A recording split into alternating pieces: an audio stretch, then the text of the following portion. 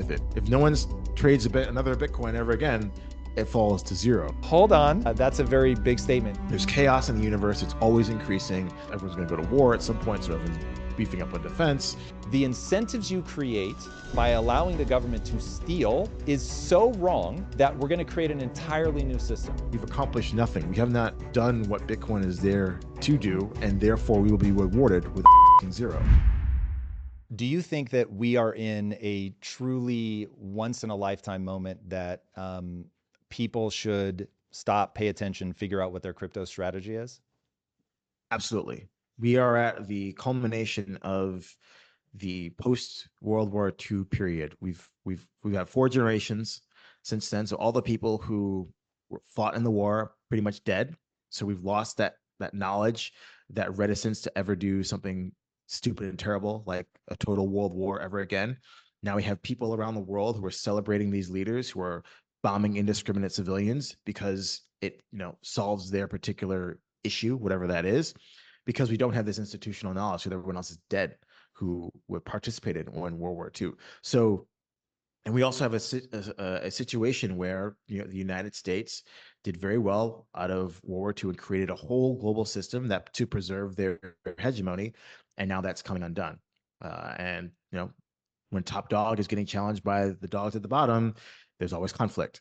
And so we're at that point in time. We have no institutional memory of how bad war is, and we have a preeminent power that's being challenged by others who was going to resort to violence to preserve their position. I think we are at this situation that has happened in the past. Many times empires have come and gone, but now we have, for the first time in human history, an ability to save in a currency, Bitcoin and the cryptocurrency situation in general, that is globally owned by everyone. And so the people own a new type of money. It's people around the world can still sell their fiat, whatever, and buy Bitcoin. It's not blocked or banned in most places yet. And so you're able to move wealth between this analog system that we've had for thousands of years into a new way of socially creating financial wealth, a financial system, a new type of money. This sort of situation is never going to happen again because we have all these fiat assets that are being depreciated and everyone knows it's happening. And now we have this little small door called Bitcoin, and people are starting to go through the small door. And that's why the Bitcoin price is up, I don't know, 50% or 60% this year already, as now we have the institutional investors saying, yeah, I understand this game is rigged. I helped rig the game. Now I have a product where I can get out of this mess that I created, get me the fuck out of government bonds. I want some of this Bitcoin too. So now everyone's competing to get in this little door, and that's why the price is going up. So this is a once in a lifetime opportunity. We have a system reset, and we have a way to preserve wealth from the old system and bring it into the new system, and that's what crypto is. All right, that's powerful. So if we think of crypto as the ark that we can all get on before the rain comes, the catch is that you've got all kinds of different cryptocurrencies, all kinds of different theses about which one we should be getting into. What's your take? How do you break down the world of crypto? So Bitcoin is the reserve currency, if you will, of crypto. It's the ultrasound money. It's crypto money. And it's proven that's what it cares about. The community of Bitcoin cares about security and the immutability of the Bitcoin blockchain, and it wants to make it the soundest crypto money. So if you're thinking about, okay, I don't know anything else about crypto, but I kind of believe in this whole inflation and changing global relations story, then just buy Bitcoin, right? It's got the largest market cap. It's very conservative with the types of things that are added to the network, because everyone wants to make sure that Bitcoin is always the hardest money. So the experimentation is much lower on Bitcoin than other networks. Next, you go to, well, okay, can we build a new financial system within crypto? That's decentralized finance, DeFi. And Ethereum, in my worldview, is the best decentralized computer that has been built thus far. And so if you think, okay, I think we need a new financial system that's based on these crypto assets, that's decentralized, that's transparent, blah, blah, blah, then Ethereum is where it's at. Then once you get past those two things, I'd say most other things within crypto are either some sort of application that rides on top of Ethereum or a decentralized like computer, another blockchain trying to disrupt either being the best money or the best decentralized computer. And then you sort of have to get into the weeds on understanding what it is these protocols are trying to do. So for those who just want to like close their eyes and buy something that's crypto safe, I'm not saying that's, there's no risk here. I would say Bitcoin and Ethereum are where you should start your journey. And once you say, okay, maybe there's some things I think these protocols could do better, or I've been hearing some things about these exciting new, very smart people building something, then you start going down the rabbit hole of other coins that do other things and obviously have more risk because they're experimenting more. What do you advise people around volatility? I think one of the things that draws people to crypto specifically is the volatility. I'm actually very curious to see what happens to cultural energy around crypto once it's the tried and true thing. Volatility is your friend. The reason why you're even thinking about crypto is because the price went up a lot and you heard about it. So you want volatility. The entire TradFi traditional government apparatus is trying to do something unnatural, which is remove volatility from the system. Entropy is always increasing. It is unnatural to try to suppress volatility. Think about it like your lawn, if you have one at your house, right? Entropy says the grass keeps growing because that's what the grass does. What do you try to do? You spend energy to cut the grass because you want it to look a certain way, a certain non volatile, pleasant way. But it's unnatural. If you don't have the energy to cut the grass grows. And the grass will grow long after you're gone because you can only do this so long. And that's the same thing governments and central banks and banking systems are doing. They're trying to squash volatility. We don't want volatility. And they're trying to convince you that it's safe, but there is no such thing as safe. There's chaos in the universe. It's always increasing. They're doing the unnatural thing by trying to remove it. And then at certain points, they can't do it anymore. And then there's an explosion somewhere, whether it's a war, whether it's a financial crisis. So embrace the volatility. This is the nature of the universe. And that's why Bitcoin and crypto is a good thing because there is none of this manipulation. It goes up, it goes down, but it's a true reflection of what the universe is. So I think volatility is a good thing. Obviously, that means if you use leverage, be very judicious about it. If you're a leverage, if leverage trading is your thing, that better be your full-time job. Like you better eat, breathe, and sleep the thing that you're trading because that's the only way that you're going to survive. Thinking that you're going to get home from work, put on some highly leveraged crypto trade, and just trade for a few hours and then go to sleep, you will lose all your money. Okay, volatility as a good thing. Do you think that crypto will lose some of its potency, its cultural energy when the volatility begins dying down? Or will, like in a given cycle, the way that this traditionally goes is you've got Bitcoin, which has massive volatility, but is less volatile than some of the what people lovingly call shit coins. Um, so people tend to go down the curve. So they'll start with Bitcoin, they'll ride that up. As that begins to stabilize and chop sideways, then they're going to go to the next volatile. If that crashes or whatever, they go to the next, to the next, to the next, constantly chasing volatility. Um, will that forever be? People will just keep introducing new and highly volatile things, or will it become more like gold, where it's a far more stable entity? Well, Bitcoin has law of large numbers. The larger it gets, the less volatile it become. Um, and as you mentioned, right, for people who are saying, I want to make big gains in a short period of time, Bitcoin might not do it for them. They say, well, I need the next new thing. And so they start trading whatever the new shiny bauble is that's being sold out there in crypto land. There's nothing wrong with that. You just recognize what you're trying to do. If you're saying, I want to save in a ultrasound money, then yes, the volatility is not a good or bad thing for Bitcoin. It will go down over time as the asset class gets bigger. If you're saying I need the volatility, I'm a professional trader, this is what I'm here for, then there will always be a new thing to trade because the great thing about crypto is it's the only free market left where humans are expressing themselves on whatever it is we think is valuable. There's no manipulating force with an unlimited bag of fiat currency that's telling us what is a good and a bad investment. And so there will always be volatile things within the crypto ecosystem, so long as there's human beings trading it. And then I guess we'll have machines too soon, these AI operators in the ecosystem. It's really interesting. So I want to get to the essence of what crypto is. I want to get to the essence of what markets are, why people play them. So I really want to be the contribution that I make to, I mean, anything that I do, quite frankly, is helping people get to the essence of it, to think from first principles, to build a thesis, even though ultimately I think that only the simple spreads. I do want people to be able to understand the nature of this. Do do you see markets as gambling? Like, are they gambling at their very nature? I'd move it even more fundamental. We are gamblers, everyone, all the time, constantly, because we don't know what the future holds. Um, so let's take an example, and I wrote this in a previous essay. So imagine there's a building, you walk into the building, you can either take the stairs or take an elevator.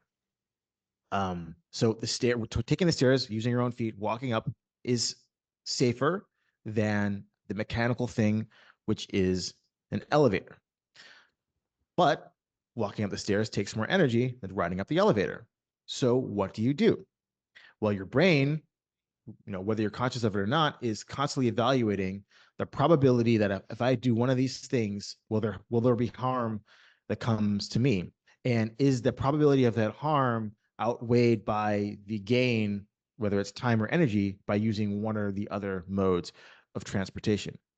And so you're gambling. You don't know do you know if this elevator is going to break down and fall 30 flights in an instant? No, but you believe that there has been a credible engineer that's designed this piece of technology, that there's a government building codes that govern how it's been installed and how it's been maintained. So the risk of me taking this elevator, even though I don't know if it's going to fail when I get on it, is very, very low. Therefore, I will take the elevator because it's faster and less energy spent than walking up the stairs to the top of the building.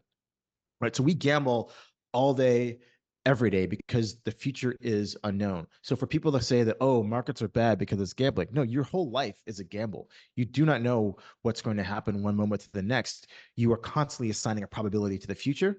And that's what the market is. The market is for a particular thing. What does the crowd say the probability of the future of this company building this product, making this money, or this asset being worth whatever it's worth in the future? What does the crowd think? That's what the market is telling us. And the market gives us great signals as to what the crowd actually thinks, because we're putting our money on the line. And what is money? Money is just energy and our time in an abstracted form.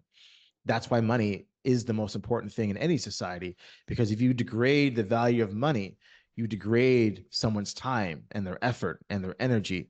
And it's an affront to human dignity if you degrade the value of the money that they earn by doing work to, earn a living, pay for food, blah, blah, blah. Right. So markets are gambling, but your entire existence is a gamble as well. So I don't think there's a problem with that.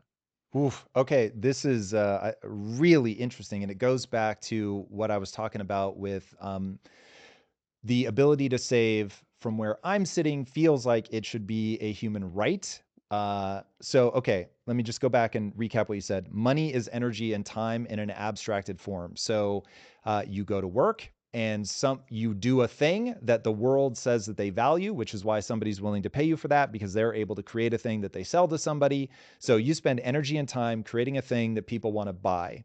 Now, what that allows you to do is proof of work. So you have this unit of money that you've exchanged for your labor. Now, when you are putting that into a system where they can socialize losses, so it drives me crazy how complicated this all is. But let me just walk everybody through.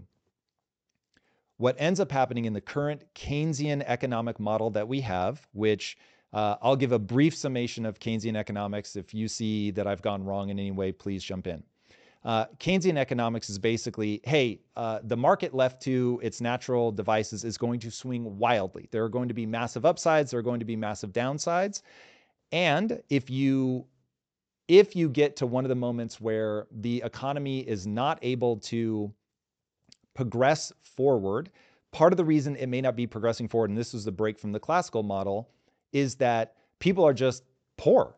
And so if you stimulate money into the system, now you can get the economy moving again. And so you flatten the curves both on the upside and the downside. So you're squeezing the volatility by going back to your mowing the lawn analogy. You're injecting energy into the system. The government is putting this new money, which they're making up out of thin air, into the system in order to get people feeling like they have money again. It is very much a man-made manipulation of the system, but this is essentially what we've been doing since the Great Depression. So Keynes comes up with this idea in the Great Depression, and he realizes, hey, wait a second, there are people willing to work, there are factories here that are not at capacity, there are even people willing to buy, and if they just had money, then the economy would start moving again. So, hey, make up money. Okay, sounds amazing until you put it together with what you just said and the fact that this is socializing losses. So, all right, something bad happens. 1929, we have an economic collapse. People got into a bubble. We just got into a bad situation for a whole host of reasons I won't go into right now. But anyway, bad thing happens. The government then says, oh, I'm going to print more money, which is now taking that loss and spreading it across everybody. That's what happens when you're printing money, because there's no new goods put into the system that anybody wants. There's no new labor that has gone into the system. There's only the artifact, what should be the artifact of somebody's time and energy. But it's not, it's just made up. And so that ends up diluting across everybody. So you have individual losses that are spread across everybody to the benefit of only people that hold assets. So now you get this massive bifurcation. So I'm very worried about the hollowing of the middle class, and going back to what exactly creates this, as far as I can tell, is this. It is this moment right here where you are socializing losses across everybody. So the poor, the middle class, and the wealthy are all going to have their buying power reduced, but only people that have assets are going to get wealthier. And so what's crazy is if you look at the moment that we're living in right now, you have a growth in the upper class. So if you break lower, middle, upper, you have growth in the upper and you have growth in the lower. And only the middle class is going down. Now, at first I was like, well, that's kind of exciting. You actually have more people going into the upper class than you have going into the lower class. Amazing, right? But as you hollow that out, you get just literal division and warfare within a country. All of that makes sense based on what you just said, which is that money is your time and energy in an abstract form, and it is an affront to human dignity when you begin messing with that system.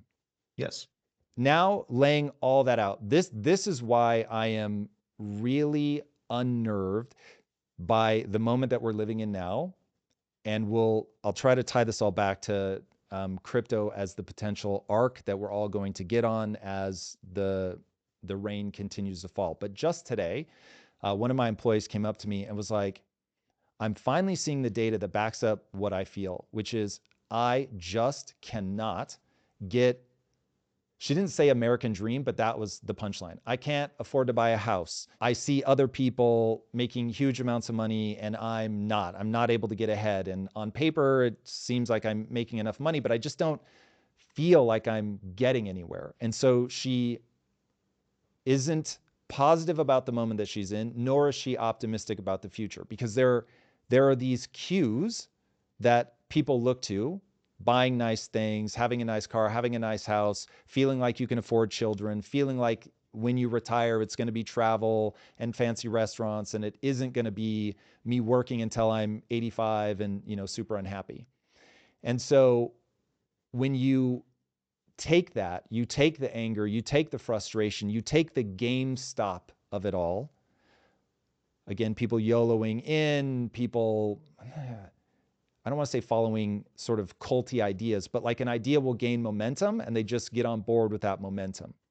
Versus doing what you said, get your spending under control, figure out your risk appetite, deploy that into an asset class that you believe matches your risk appetite and is going to go somewhere.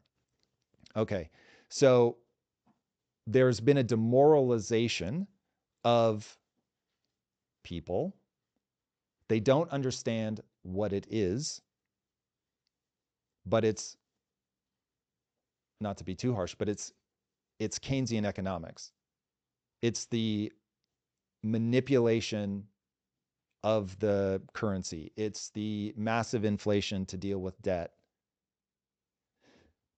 Okay, if all of that is true, then it certainly explains this great migration from TradFi over into crypto.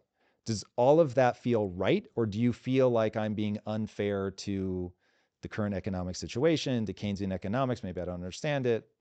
I mean, the only wrinkle that I would say is that if the government is able to borrow money and build things of real economic value, like, okay, in the 1950s, Eisenhower did in the United States, US President Eisenhower did the Highway Act, right? And the US built however many millions of kilometers of roads, which lowered the cost of transportation, had all this, you basically had the explosion of mass market stuff because you could ship things from coast to coast, blah, blah, blah.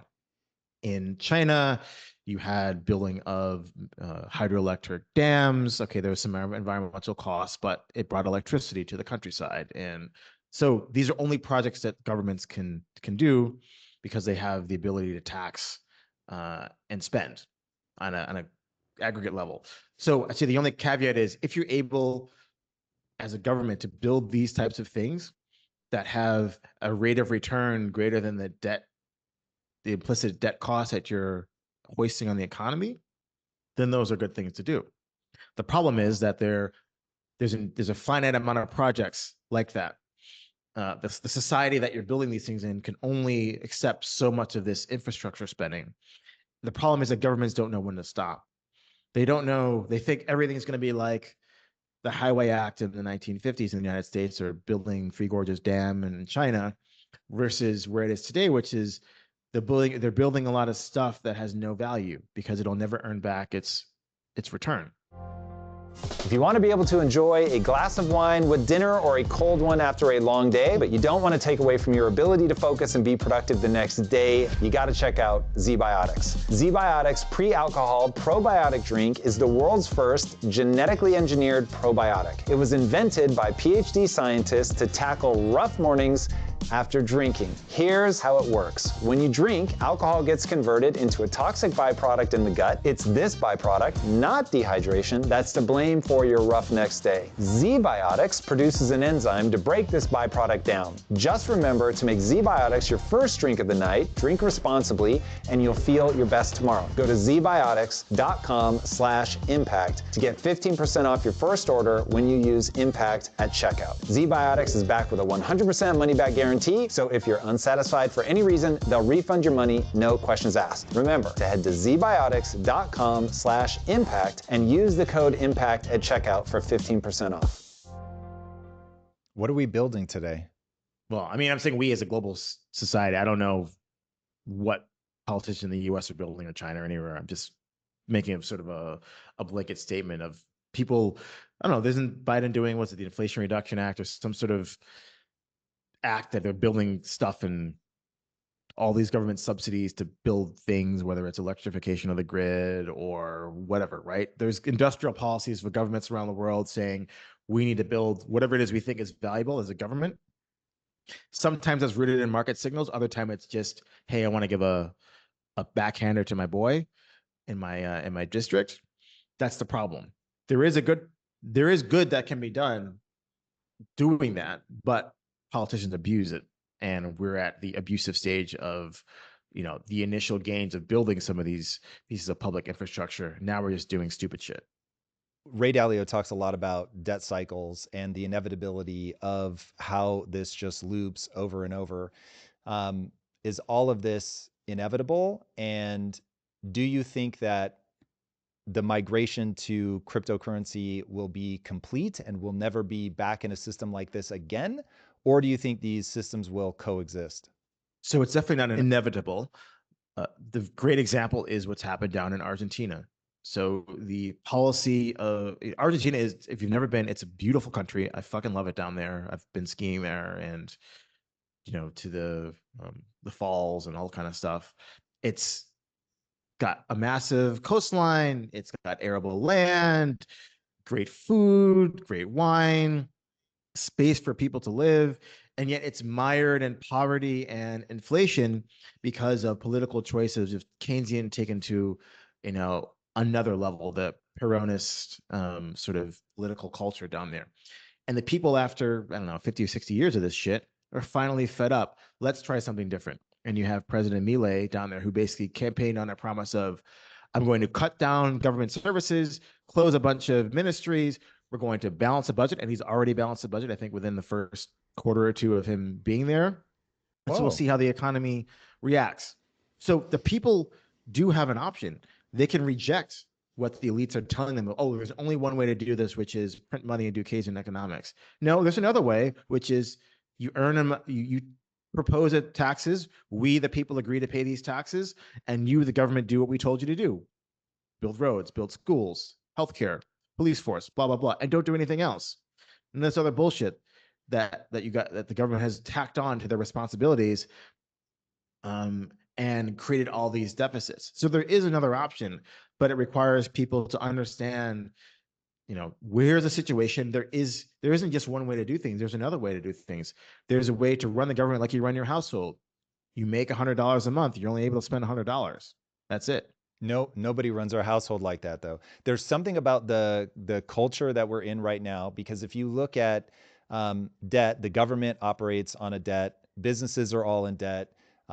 Individuals are all in debt. We were at 0% interest rates for so long. Money seemed free. People just took on debt. And so it really requires a cultural shift more than anything. And I worry that what we're seeing in Argentina is that, oh yeah, there is a point at which it is so brutally painful that people would rather austerity than continuing to suffer the way they've been suffering. But are we anywhere near that point? Or maybe a better question, can we make the change without needing that amount of suffering? No, because the loss is there. The debt has been taken. There's been unproductive activity.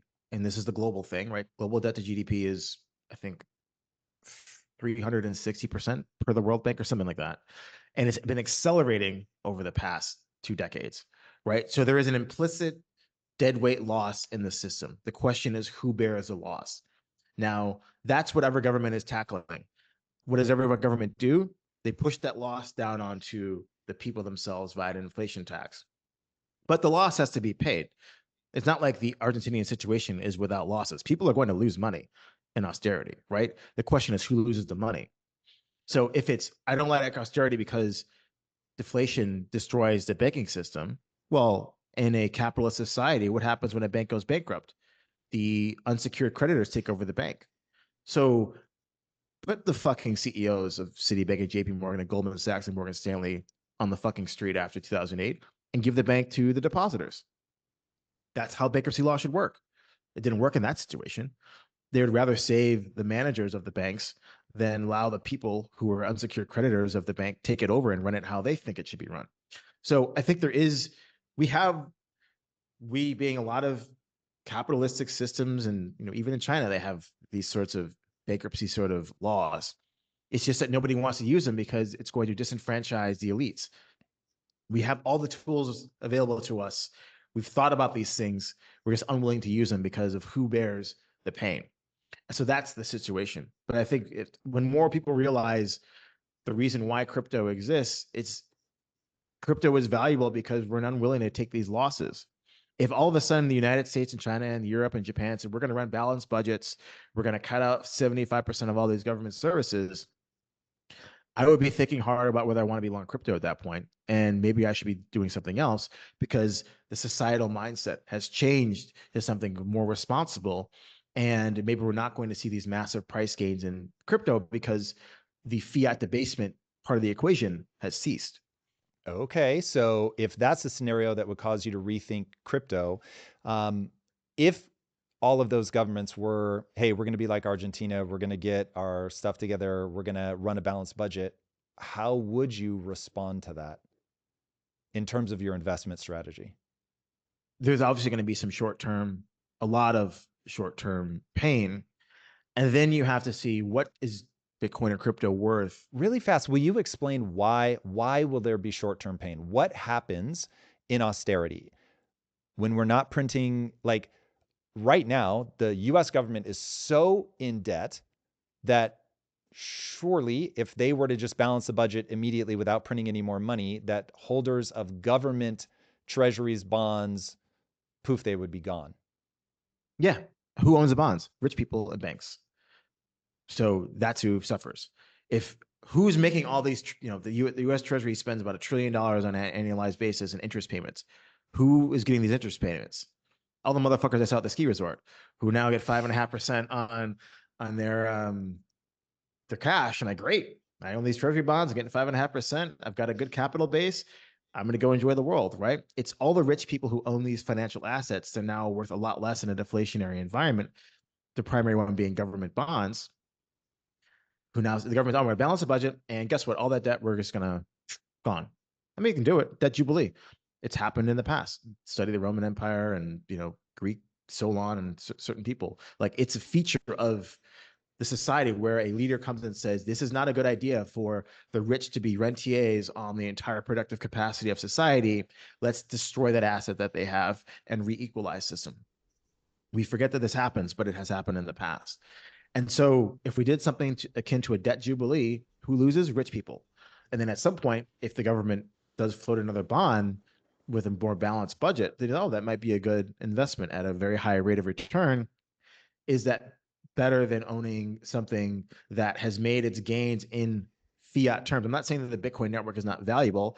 I separate Bitcoin into technology plus liquidity. But if you remove the liquidity piece, what's the technology worth? I don't know. It's worth a lot for sure. But removing that liquidity piece from the equation for crypto probably means that it corrects quite substantially. And you'd want to own other types of assets now that, we have, society has decided that we're going to run our public affairs in a different manner. All right, really fast. When you say liquidity, are you talking trading volume, just the amount of back and forth? Credit money, credit fiat money. Sorry, you said Bitcoin is the technology plus liquidity. So you mean if nobody is manipulating fiat and printing, then you take a fundamentally different calculation on the value of Bitcoin. Correct. Interesting. Liquidity is one of those words that I've long been like, okay, I think I know what people mean by this, but clearly not. So when you say liquidity, you mean printing. Yes. I mean, how much credit money has been created by the government and the banking system? And obviously, the more fiat that's around, scarce assets, finite assets like Bitcoin go up in fiat terms.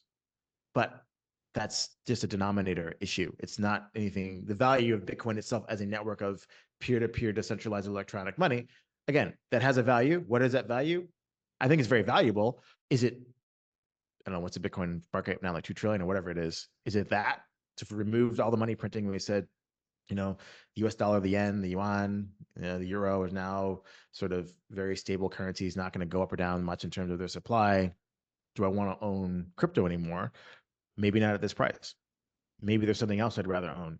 Maybe I want to own a power plant in a new productive country where the people feel happy and engaged and want to do productive things. Maybe I want to own something different. So that's just the mental, construct that I'm operating under, because the system will change. As you said, there is this anger. We have global conflict sprouting up around the world. We are not going to be in this Keynesian system in the next 40 or 50 years. There will be a different system. I don't know what it is. It could be that the people all wake up and they say, this is not for me. We're going to create a more equitable system, or they create something even more fucked up than the one we're in today. I don't know, but we're just going to change. Okay, a couple questions. One, did Argentina default on their debts? They have defaulted multiple times on their peso, dollar. Like, you could probably write a whole university thesis on the history of Argentinian monetary policy. I mean, specifically since Milei took office, is that part of his strategy? Like, hey, debt jubilee. I'm not sure. Okay, I'd be very curious to know that. So, okay, one possible way for this to end is you have an Argentinian solution. The country wakes up, they realize, hey, I'm not willing to suffer like this anymore. It's a bunch of rich assholes that are controlling the place. We have all these programs to take care of people, but we don't actually have the money. And so we've inflated our currency into meaninglessness. This is dumb. So let's elect somebody. Let's take our lumps, austerity measures. The system's not really working anyway. So I imagine to some extent that probably even the wealthy feel like they're on such unstable ground. They've probably long ago fled to dollars or something like that anyway, if they have the wherewithal to do it. We elect this guy. He comes in literally with a chainsaw. For people that haven't seen the footage, it is hilarious. And he just cuts, removing entire portions of the government, entire departments. Okay, so that's one way to do it. The other way to do it is war. Why does the debt, inflation through money printing, why does that lead to this changing dynamic between countries? I can't mentally track. I get it. I've seen it. I know the data, but I don't understand why that happens. So when you're printing money, you're inducing economic activity that's unnatural. So you're producing stuff that you can't sell. So what are most wars about? It's, I have all this excess production. I have people that need to work because that's how I stay in power, because they have a job and money and whatever. They're producing all this stuff. I need someone to sell it to. So if you want to think back to sort of World War I, World War II, you had the major colonial powers each had their own home market. US has, Central and South America. Britain had the Commonwealth.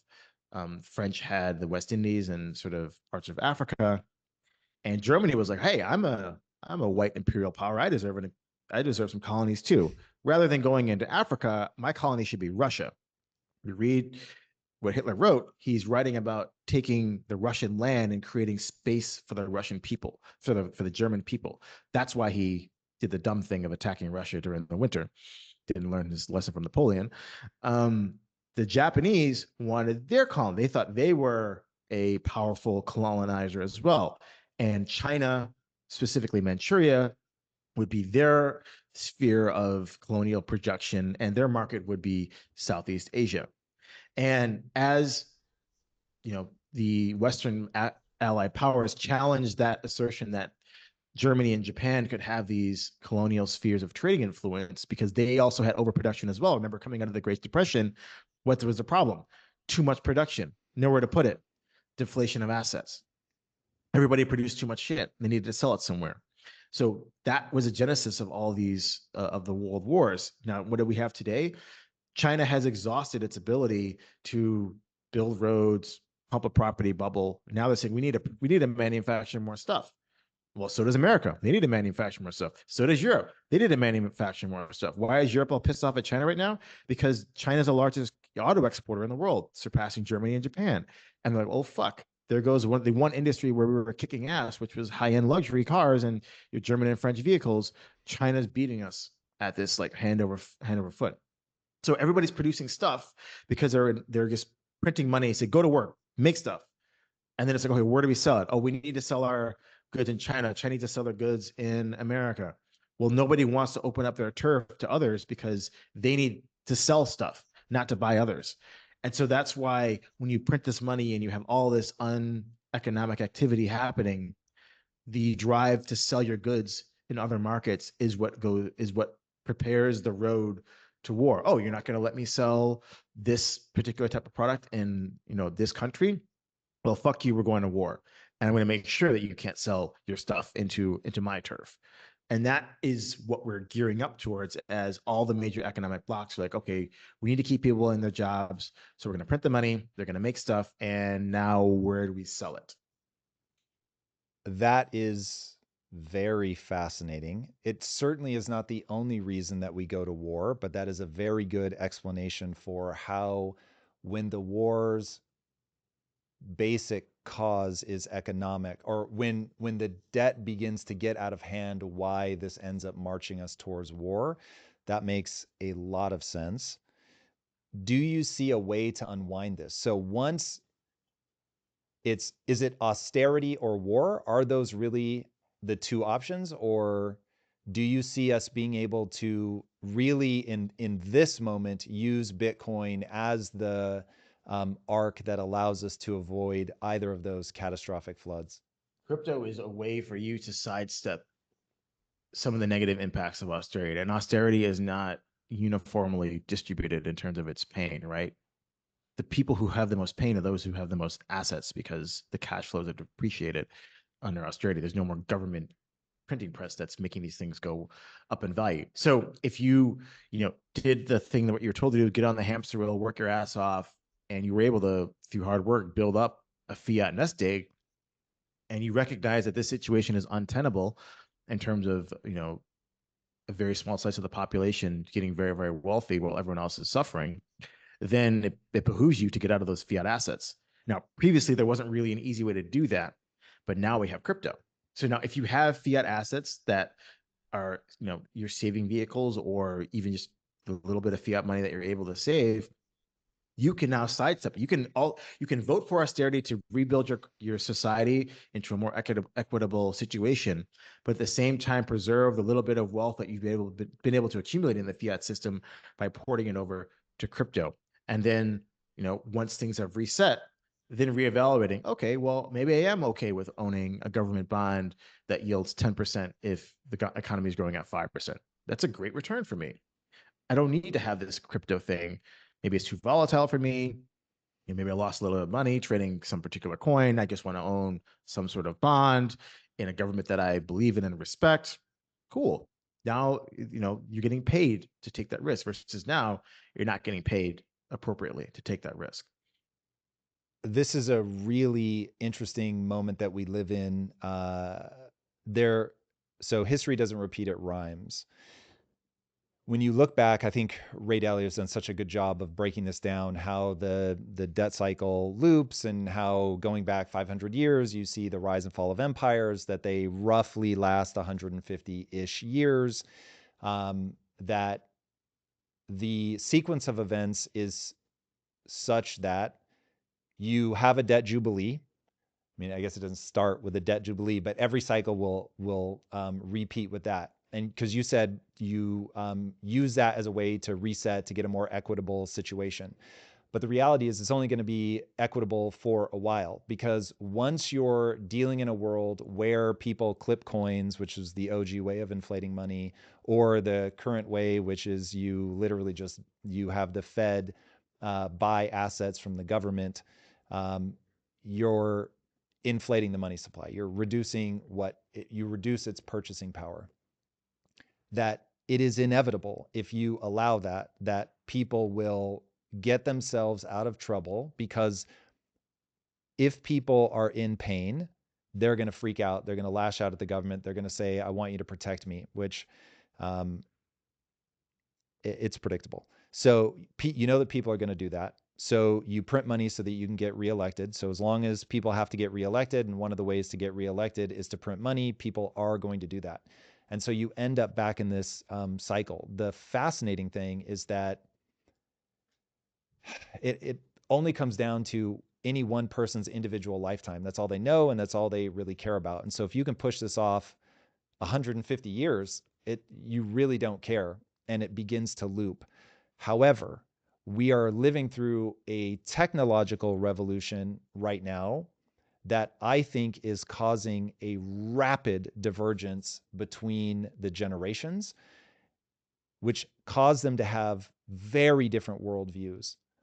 And so you have this, I'll call it a bifurcation, but I really think it's more of a shattering, but just for simplicity's sake, I'll say a bifurcation between people who believe in the traditional system because they know it, they're used to it, it's the devil you know, and then people that believe in, and the way I think about it is, will tomorrow be more digital than today? If yes, why would I ever think that money wouldn't become digitized? And so it just, for me as somebody who breaks on the digital side, when I looked at crypto, I was like, oh yeah, that it makes sense to me. That isn't a fake asset or whatever people call it, magic, internet money. It's all of money is simply a narrative. We all simply decide to agree that, oh, gold has value because it's scarce. The paper money has value because the government says that it does. Crypto has money because there's Bitcoin. There's only 21 million of it, and that's it. And so we all agree that that's the thing. And so I will be very interested to see as we march towards adopting cryptocurrency, if we really can take that as this off ramp that will avoid us ending up in a hot war. I don't know that governments will allow it to happen. What do you think about that? How stern / violent do you think the government's response is going to be? Will they control it through ETFs, and so same as it ever was? Or will they say, we're not going to allow this and find a way to put capital controls on it? The smart governments will do the ETF route, which is allow the traditional TradFi people to give you a crypto derivative like a Bitcoin ETF. That's the smart way to do it because it's the nonviolent way to do it. And people think that they've escaped this financial apocalypse, but not really. They've only just given their money to BlackRock. And the time in which they actually want to use Bitcoin for what it's there for, which is decentralized money, moving it around 24/7 between whoever they feel like, they'll be told, no, if you want to get out of the ETF, you must sell it back for a fiat and then do with your money what you please, right? You don't own Bitcoin. People think they do. That's the best way to do it. The worst way to do it is to go out and ban it. Because when you ban something as a government, especially in a digital age where people have information at their fingertips, then they go, oh, well, maybe there's something here. Why is the government telling me I can't do it? Maybe I should read a little bit more about this. And then they decide, oh, the government's telling me I shouldn't do it because it's not in their interest. Then I'm going to do it anyways. Because you've banned it, you've given it airtime, you've proven the point that everyone on the crypto ecosystem has been saying for many years, which is the government doesn't have your best interest at heart. That's why they're banning your economic freedom, and then you create the demand for the thing, and people will get it anyways, right? So if you think about the common narrative of like very authoritarian governments in the West, like, oh, China just does whatever they feel like. No, Bitcoin's not even banned in China. China bans a lot of things, have not banned Bitcoin. There are not, it's hard to trade it onshore in China, but it is not I thought banned. they did ban it. Because no, Bitcoin is not banned. You can own Bitcoin as a Chinese person. They've shut down the exchanges. You just can't mine it? You can't mine it. And as a exchange, the large exchanges no longer offer a Bitcoin renminbi trading pair. But you can still trade at OTC and you can still own it because, Chinese government's smart. They know if I ban something, then Chinese people will find it valuable because the government told me I can't do it. Now, that is why if, the government and the elites want to stay in sort of this financial position, the ETF is the best thing that they can do because people believe that they've achieved financial freedom when they actually have just handed over fees to the same people who have been fucking them for the past 80 years anyways. So that is the smart thing to do. But ultimately, I think that attitude is very defeatist. If you do believe that a government is a representative body of the will of the people, and you just default to saying that it can never change because the elites in charge want it to stay that way, well, then nothing will ever change. And that's a big detriment, deriding argument that a lot of people give, whether they're a boomer or somebody who's much younger, is, oh, Bitcoin's really good. I understand, like, decentralized money, sound money, inflation resistant, blah, blah, blah. Great. But the elites want to let it happen. So I'm not going to own Bitcoin because the people in power are threatening and they're not going to let it survive. Well, fuck that. Buy some Bitcoin. Tell your friend to buy some Bitcoin. Shut up from the rooftops. Create a movement. Be part of it. Try to change things. So I think that's a very defeatist attitude. And if that's the attitude that everyone wants to have, then you deserve to be a fucking debt serf. What do you really think? Come on, Arthur, say something strong. Come on, man, stop with this wishy-washy bullshit. Yeah, that's very on point, I think. I maybe have a little more empathy for Here's what I really think. I think nuanced ideas are extremely difficult. I think the government is extremely powerful. Staring down the barrel of the government and deciding that you're going to stand up to them, I just do not fault the average person for not being willing to do that. So I have deep empathy for people who either A, don't understand it, don't want to spend their time wrapping their head around it, or if they do believe, as I quite frankly do, that at some point, and honestly, the ETFs maybe give me a little bit of comfort because I'm like, okay, that gives them a way, that and other centralized exchanges like Coinbase give them a way to grab it, to do a thing with it, right? To feel like they have control. And then people that are sort of, hey, I would at least like to hedge my bets. When you think about the Second Amendment, not to get into this debate, but when you think about the idea behind that was, hey, the government may go tyrannical at some point, and you may need to be able to defend yourself. That, I think people lose sight of that, and they think that, oh, a gun is, for a home invasion or whatever. Sure, that too, yes. But like the original intention was the government may turn on you and you need to be able to protect yourself. And that America, anyway, was set up with that in mind. Like, we're putting all these balances of power because governments tend towards tyranny. And so you need a way to protect. So anyway, that having Bitcoin is a bit like the financial equivalent of the Second Amendment. I have the right to maintain my own money. I have the right to control it. I don't have to. I can keep it in a centralized system because, good Lord, it is so easy to lose your crypto if you are not very careful, clicking on an errant link, forgetting your seed phrase. I mean, just woof. It does make me tense on that side as well. But at least I know that I have the right. It's interesting, and I thank you for letting me think through this stuff in real time. But that is why I find myself so drawn to this is, okay, we have a broken system that is an affront to human dignity, using your words, because of the way that it can be inflated. I think the memes law says that you should just be able to tell somebody, save your money and you're going to be fine. I know that we don't necessarily agree on that, but that feels really true to me, that should just be a right, that no one should be able to take your money and spread it across everybody else. I have a feeling that's going to be one of the more controversial things that I say today. Just trying to predict the comments. But so you start putting that together and you give me the Second Amendment of financials, and now I can take custody of my own money. I don't think it's unseizable. I think maybe I'm against the Bitcoin tide on that. I think the government can wrench attack you with cruise missiles. The hammer attack is the low tech is the hammer attack. Hammer, knee, private key. Okay, so here you go. Yeah. I've never heard that before. That's good. That meme's law right there. That one will spread. Hammer, knee, give me your key. Yeah. Facts. So what do you think about the ETFs? Like, is that a move you're like, oh man, this is amazing? Or do you think, because a lot of people are like, hey, BlackRock could end up owning so much of Bitcoin that it becomes a problem? So I think that Bitcoin is decentralized peer-to-peer. Anyone should be able to own it. And if we've constructed the game theory and the economic incentives in the right way, we should have created a system that should be able to prevent sort of one centralized entity passively destroying the system. We're going to find out if BlackRock owns, I don't know, 20, 30% of the float of Bitcoin, and there's changes that need to be made, and you need to have the community buy-in. Could their passivity obstruct that process?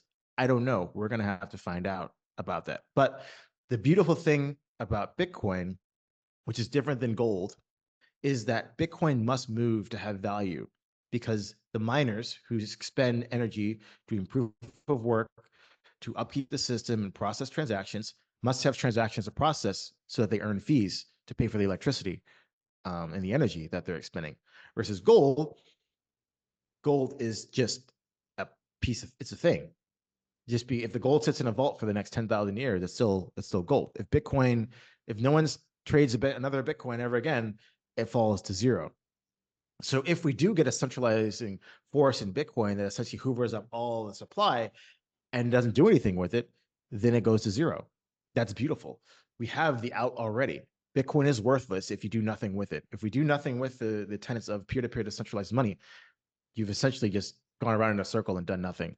And so I think that when people start to realize that we must do things for the ecosystem, we must use this currency, we must try to create a farm to table Bitcoin powered economy so that the currency moves in a circle around, humans and maybe AIs in the future, then we've done something. We've created the movement that creates the value for Bitcoin. If all we've done is stuffed it in our wallet or stuffed it in our retirement account on a BlackRock ETF, we've accomplished nothing. We have not done what Bitcoin is there to do, and therefore we will be rewarded with a fucking zero.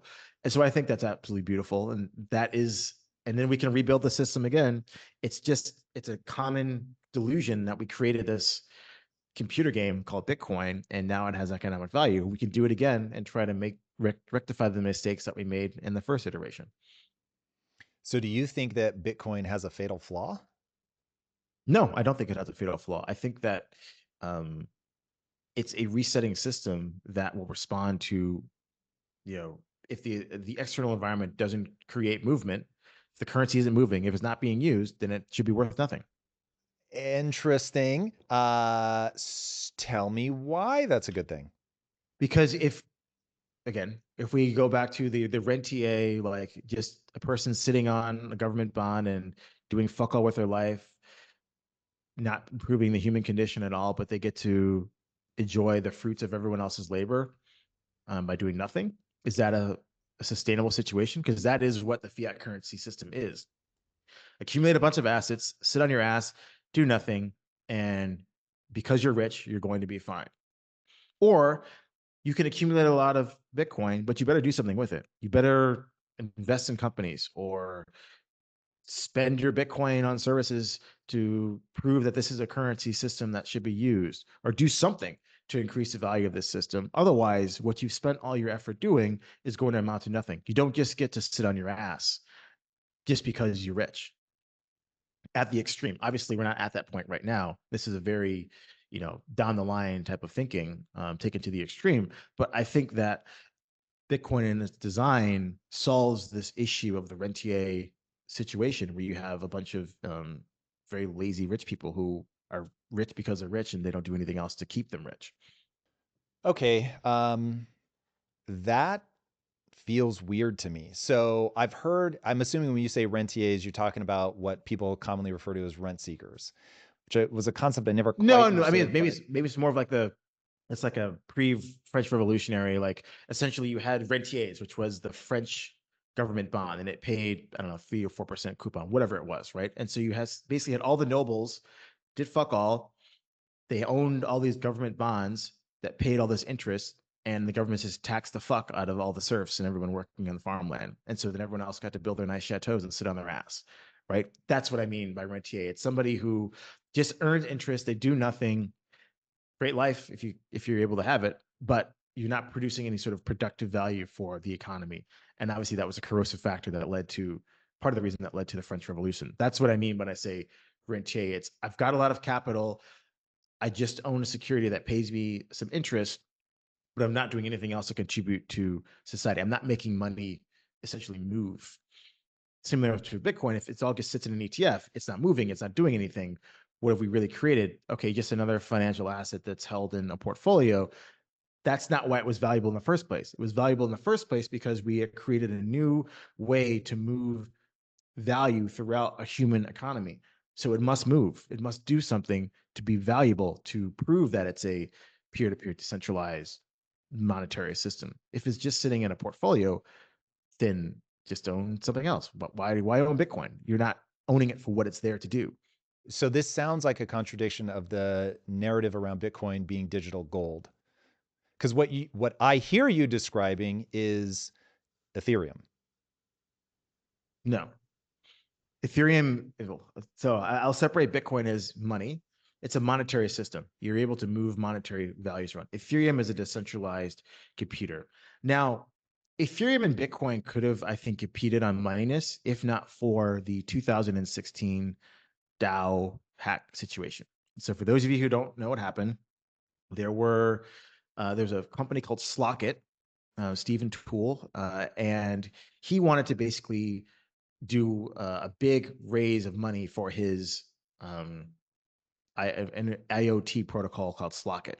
So he said, why don't I create the first decentralized VC firm where everybody could put in Ethereum into this fund, and then people would get these governance tokens, the DAO, decentralized autonomous organization, the DAO token, and they could vote on projects. Guess what the first project was? Slockit, his company. And so the DAO, as this innovative way to crowdfund, raised, I think at the time, 150 million US dollars worth of ETH. Now, unfortunately, the acumen of the engineers, and maybe some people say there was some foul play involved, I don't know, created a situation where somebody was able to execute the smart contract in a way that wasn't anticipated, and they were able to siphon off money from the DAO treasury. And so you had this situation where the Ethereum network, this is, I don't know what percent of the network this was, but it was massive. This is back in 2016. Ethereum had only launched a year, a little bit over a year prior, in 2015. So Vitalik and all of the big stakeholders in Ethereum had a problem. If we ascribe to the moneyness that blockchain, what happens on the blockchain, nothing can change. It's immutable. We should never change it because we want to be sound, a sound cryptographic piece of money. That means that the DAO hack should be left alone.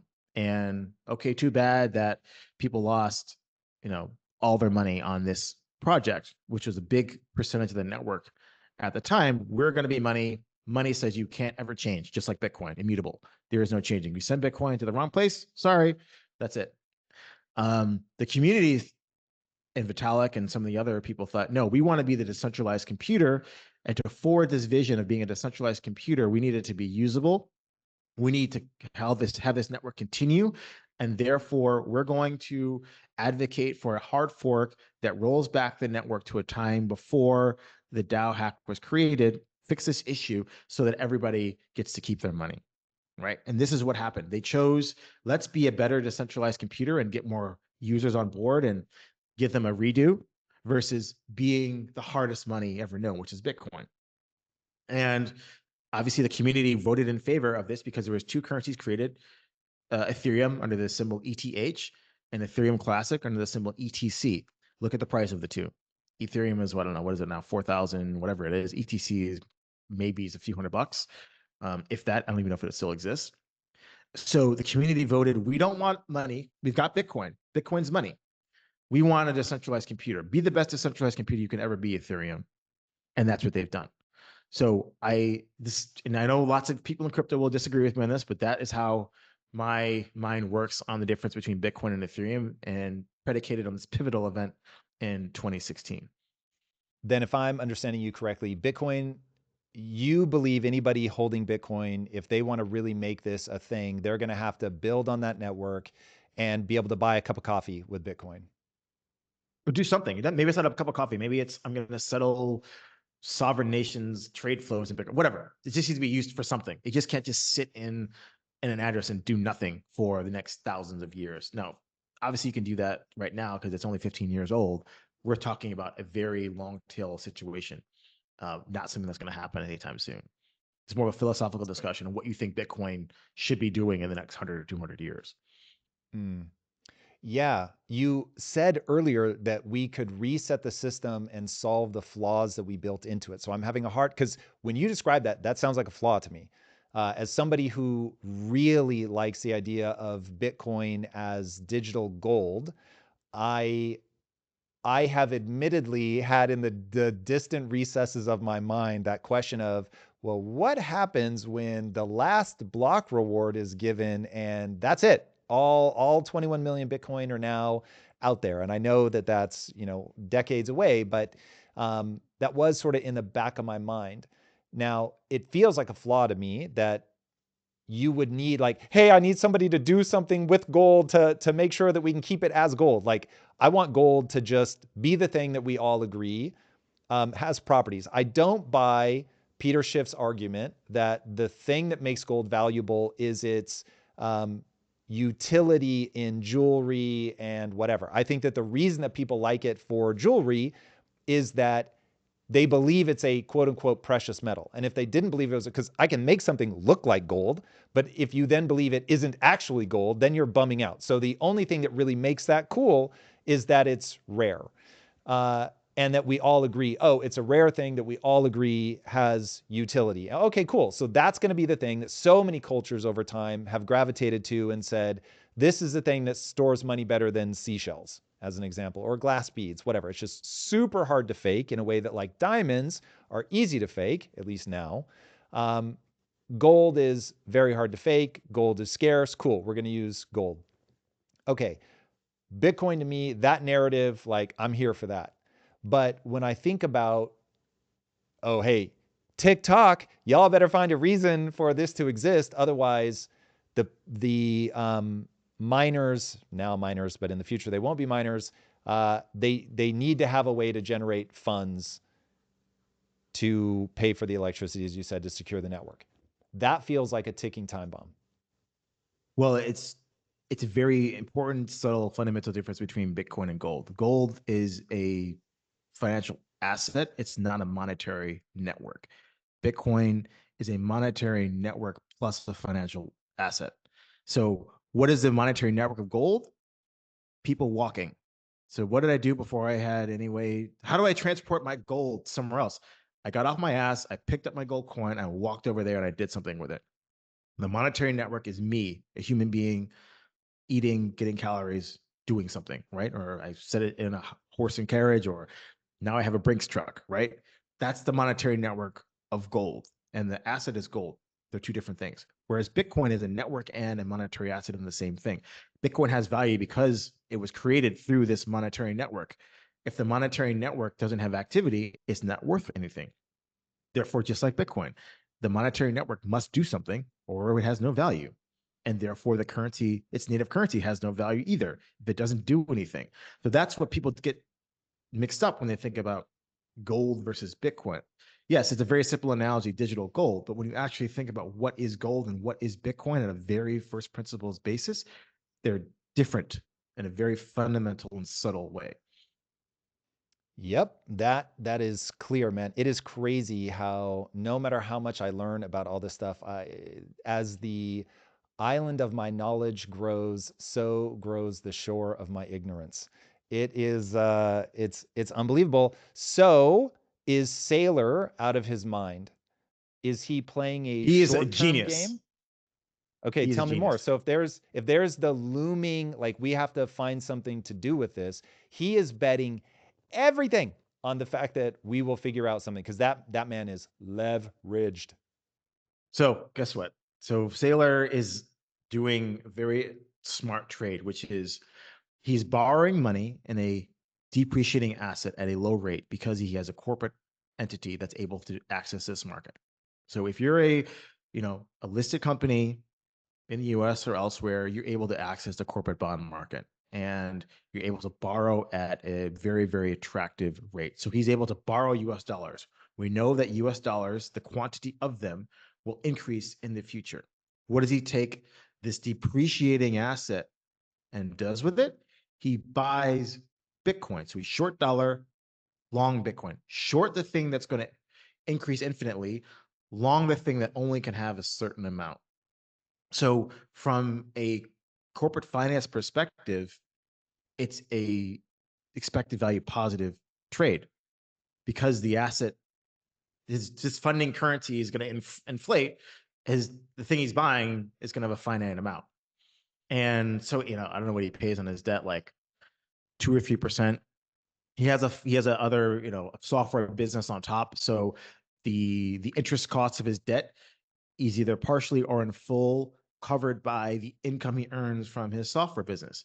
So he basically has created almost a free option, or an option with a very, very low carry on the future value of Bitcoin. So what does he do? Prior to the ETF, he had two value drivers for his company. Anyone who wanted to buy Bitcoin from a traditional TradFi basis couldn't because they didn't have a vehicle to do it.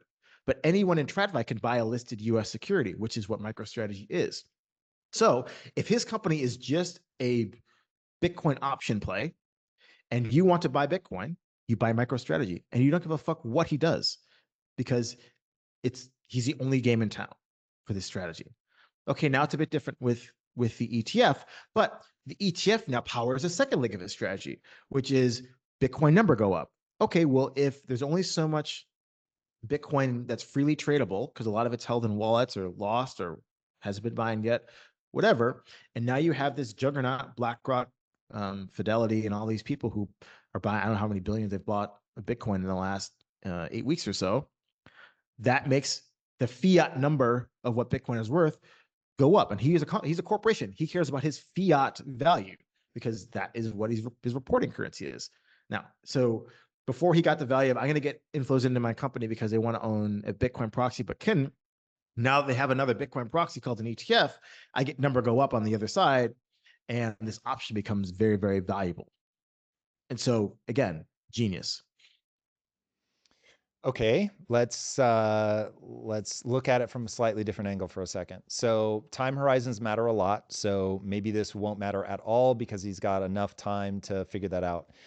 The narrative last cycle on Bitcoin was digital gold. The narrative this cycle, or the meme, I should say, the meme this cycle is never sell. Now, hearing what you're saying, that does not make sense to me at all. So it becomes keep an eye on whether this actually becomes a functioning network for something other than just storing wealth, that if you see that it's not going anywhere positive, then you better get the hell out while the getting is good.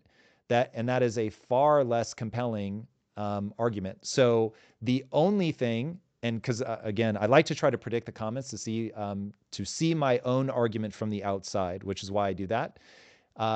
Seeing that argument from the outside, people are going to say that's ridiculous. Of course, we will come up with something. You're 15 years in. Do you think that there's anything meaningful other than Bitcoin as a awesome narrative, as it being a store of wealth? Is there anything Lightning Network or otherwise? So if you're not familiar with ordinals, they are NFTs on Bitcoin. NFTs on Bitcoin, but not really. We can get into the reason why people are really interested in that. But if the meme is simple, NFTs on Bitcoin. So what are we doing? We're bringing human culture, and I think NFTs as a data construct bring human culture to crypto.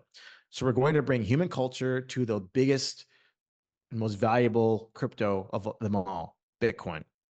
And ordinals have already proven that they've generated massive amounts of transaction fees for the miners as people are inscribing them and trading them with each other. And this is only going to increase. So I think we have found one killer transaction generating method, which is let's bring culture to Bitcoin. People like to trade these things. Now you can trade an ordinal on Bitcoin versus, a punk on Ethereum or whatever, right? So we have proven that we have done something. Someone's come up with some innovative ways to use the Taproot technology to inscribe these ordinals and create this demand for culture on Bitcoin, and that's generating massive amounts of transaction fees that are going to miners to keep them fed. So again, we've done something in the short term, but I would push back on this notion of like in markets, I operate in sort of like 2 to 3 year cycles. And so obviously what goes up comes down. It's not that Bitcoin's not going to experience another 75, 90% fall from whatever the all-time high is this cycle. But right now, the narrative is never sell. Do you want to go short against that narrative? Absolutely fucking not. If you don't believe in the narrative, just don't enter at all. But do not go short because you're going to get blown the fuck up. As somebody just found out, shorting MicroStrategy stock on some sort of like an arbitrage trade between MicroStrategy and Bitcoin, because the implied Bitcoin price of MicroStrategy is higher than what the spot price of Bitcoin is. And so people went long Bitcoin, short MicroStrategy, and the premium is gapping and forcing people out of their positions. So Saylor is a meme god right now. He's got the hold. I'm one of his memes. I'm well aware. Yeah. How many chairs am I sitting on? Yes. Oh, he's got the narrative. Do not short him. If you don't believe in what he's saying and you think it's complete bullshit, just don't own the stock. Don't short the stock. Don't do anything with it, but don't go short. Very interesting. Yeah, look, I needless to say, am a huge believer in Bitcoin. It is a I like to know what is true. That is always my guiding force. If ordinals actually solve the problem, we'll see, because I think there's now going to be I mean, maybe just multiple communities will spring up, but right now you've got NFTs, I would assume from a trading volume position, is just absolutely orders of magnitude larger than ordinals. I don't know that, so maybe I'm wrong and the problem's already solved. But that's my gut instinct. Is that true? I don't know. I would assume that trading volume on like ERC20 NFTs is definitely higher than ordinals. There's not even major wallets yet that support it. Obviously, I mean, I've invested in one, but yeah, it's a nascent space. But we've proven that there is demand for block space that isn't just let me just move some Bitcoin between my Coinbase and Binance account, right? So I think that's the thing that I want to see. Not that we've solved the problem of how do we keep the miners incentivized with transaction fees to keep their machines on in 2140 when the Bitcoin block reward ends. It's okay. We all know this problem is coming. There are different communities sprouting up, creating intrinsic demand for block space on the Bitcoin blockchain. If we can do it with ordinals, what will be the next thing that the community comes up with? I don't know. But to say that you're going to not participate in this bull market because of something that's going to happen in 2140, okay, fine. But then, yeah, sit it out. But that's probably, if you're thinking about it from an investment or trading perspective, that's probably not the right way to look at things. When it comes to personal health, I am a huge proponent of using any technology that you can get your hands on to inform and empower you to make better decisions so you can reach your peak performance. And that's why I am pumped to introduce you to Lumen, an amazing new tool that can help you increase your energy levels, feel better, lose weight, maintain healthy weight, and much more. Lumen is the world's first handheld device that measures your metabolism through your breath. And after analyzing your breath, the app is going to give you tailored guidance and tips to help you overall improve your metabolic flexibility. Lumen is validated by peer-reviewed scientific research, and their recommendations are personalized to your measurements so you know you're doing what's best for your individual body. When you use Lumen, it's easier than ever to stay on top of your health game. So if you want to take the next step in improving your health, go to go.lumen.me/impact, or just click the link below and you'll get $50 off your Lumen. What is the right way? So, yeah, we'll just ask that. What is the right way? If you're somebody who is very, into markets and you like to manage your money, and this is something that you enjoy doing, which obviously this is what I do for a living, momentum trades, especially in such a meme culture like crypto, where there's no manipulation from outside TradFi forces, the trend is your friend until it ain't. We're not at that point yet where it ain't. So you follow the trend. And I think it becomes obvious to you in sort of absurd moments of why the trend is probably time to fade the trend. Like there are multiple opportunities for people to get off the train in 2021 and early 2022. Some people did, a lot of people didn't. But you just have to understand what you're doing and understand that nothing goes up forever. Nothing goes up in a straight line. There are ups and downs. And at a certain point, then there will be a correction. But be ready for it. Okay, before I ask my next question, I really want to prime people. So I started doing financial content for one reason and one reason only. When COVID hit, I didn't understand money printing. So I was really worried about, so my background, I don't know how much you know about it, but I used to work in the inner cities. So I've seen a lot of people up close that are in the grips of poverty. And I was like, they're going to get destroyed by what's happening now. They're living paycheck to paycheck. Businesses are going to be closing down. They're going to lose jobs. Like, this is really going to be a bloodbath.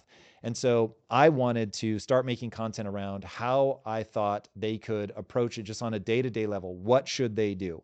So the basic stuff: get your spending under control, invest in an index fund. Like, don't try to be clever. Don't try to time the market. Don't be a trader. Just like get your money into an index fund.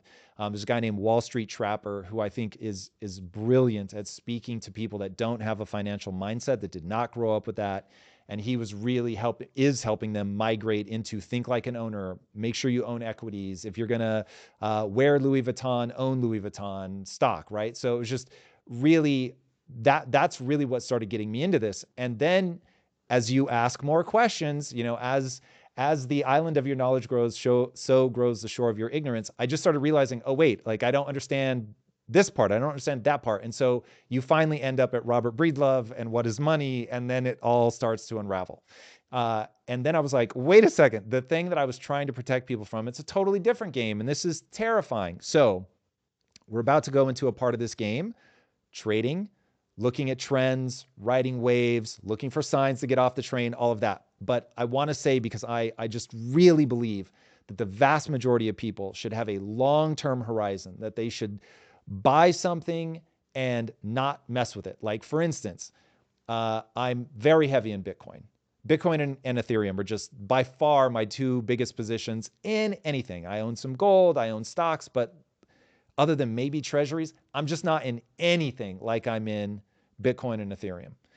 I didn't sell anything during the bear market. I was like, my thesis is still true. Tomorrow's going to be more digital than today. Therefore, I believe that money's just going to get more and more digital, meaning more and more people will rely on cryptocurrency, just to say it in this most blunt way possible. So I'm like, as long as I believe that to be true, I will certainly ride this out. Now, I also have markers where I'm like, yeah, I would, because I know that we're probably still in a cyclical, or I should say, because I believe that we are still in a cyclical cycle. I don't think we're in what people call the super cycle and it's only going to go up and it's then going to stabilize from here. Probably going to retrench, would be my guess.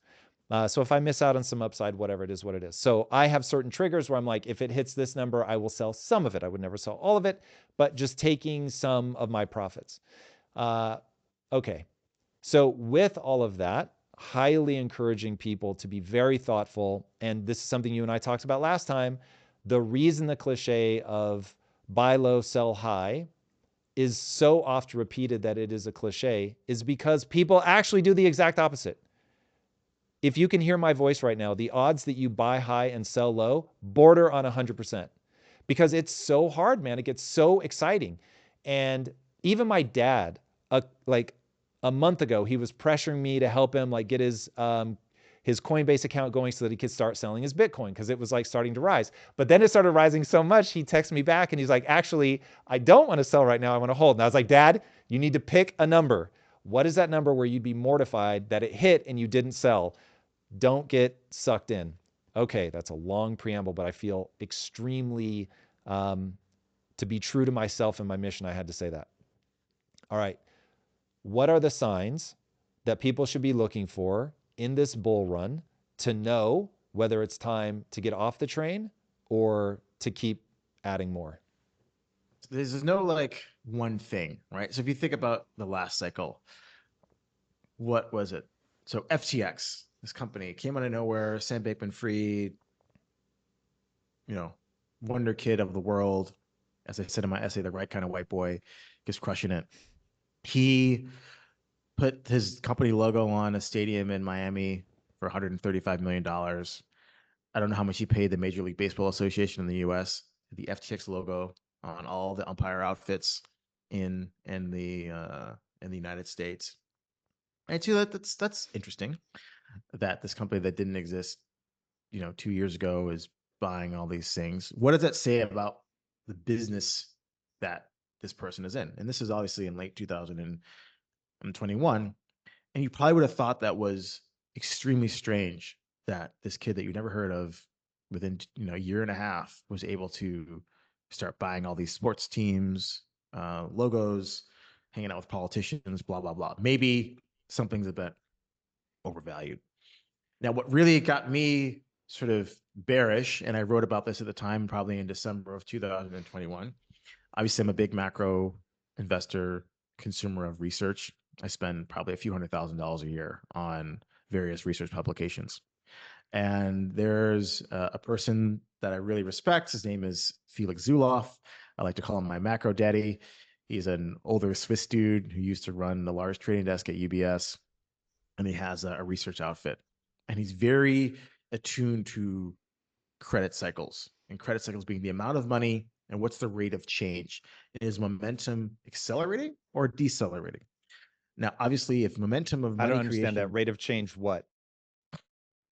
So the momentum, as in like how fast is something changing? So In is it the credit? second derivative? Yeah, the creation, how much credit is in the world, right? How much fiat is there floating around? So traditionally, you look at, US dollar, euro, Chinese yuan, Japanese yen. Focus on those four economies, you basically have the entire world economy. How much are those countries, central banks and governments creating of credit money? Is that accelerating or decelerating? Now, ever since COVID, that had been accelerating as different governments, and the US being the biggest, had certain COVID stimulus measures, right? And so the amount of money that was gushing into the world was probably larger than since World War II. And so obviously crypto and everything else just zoomed higher.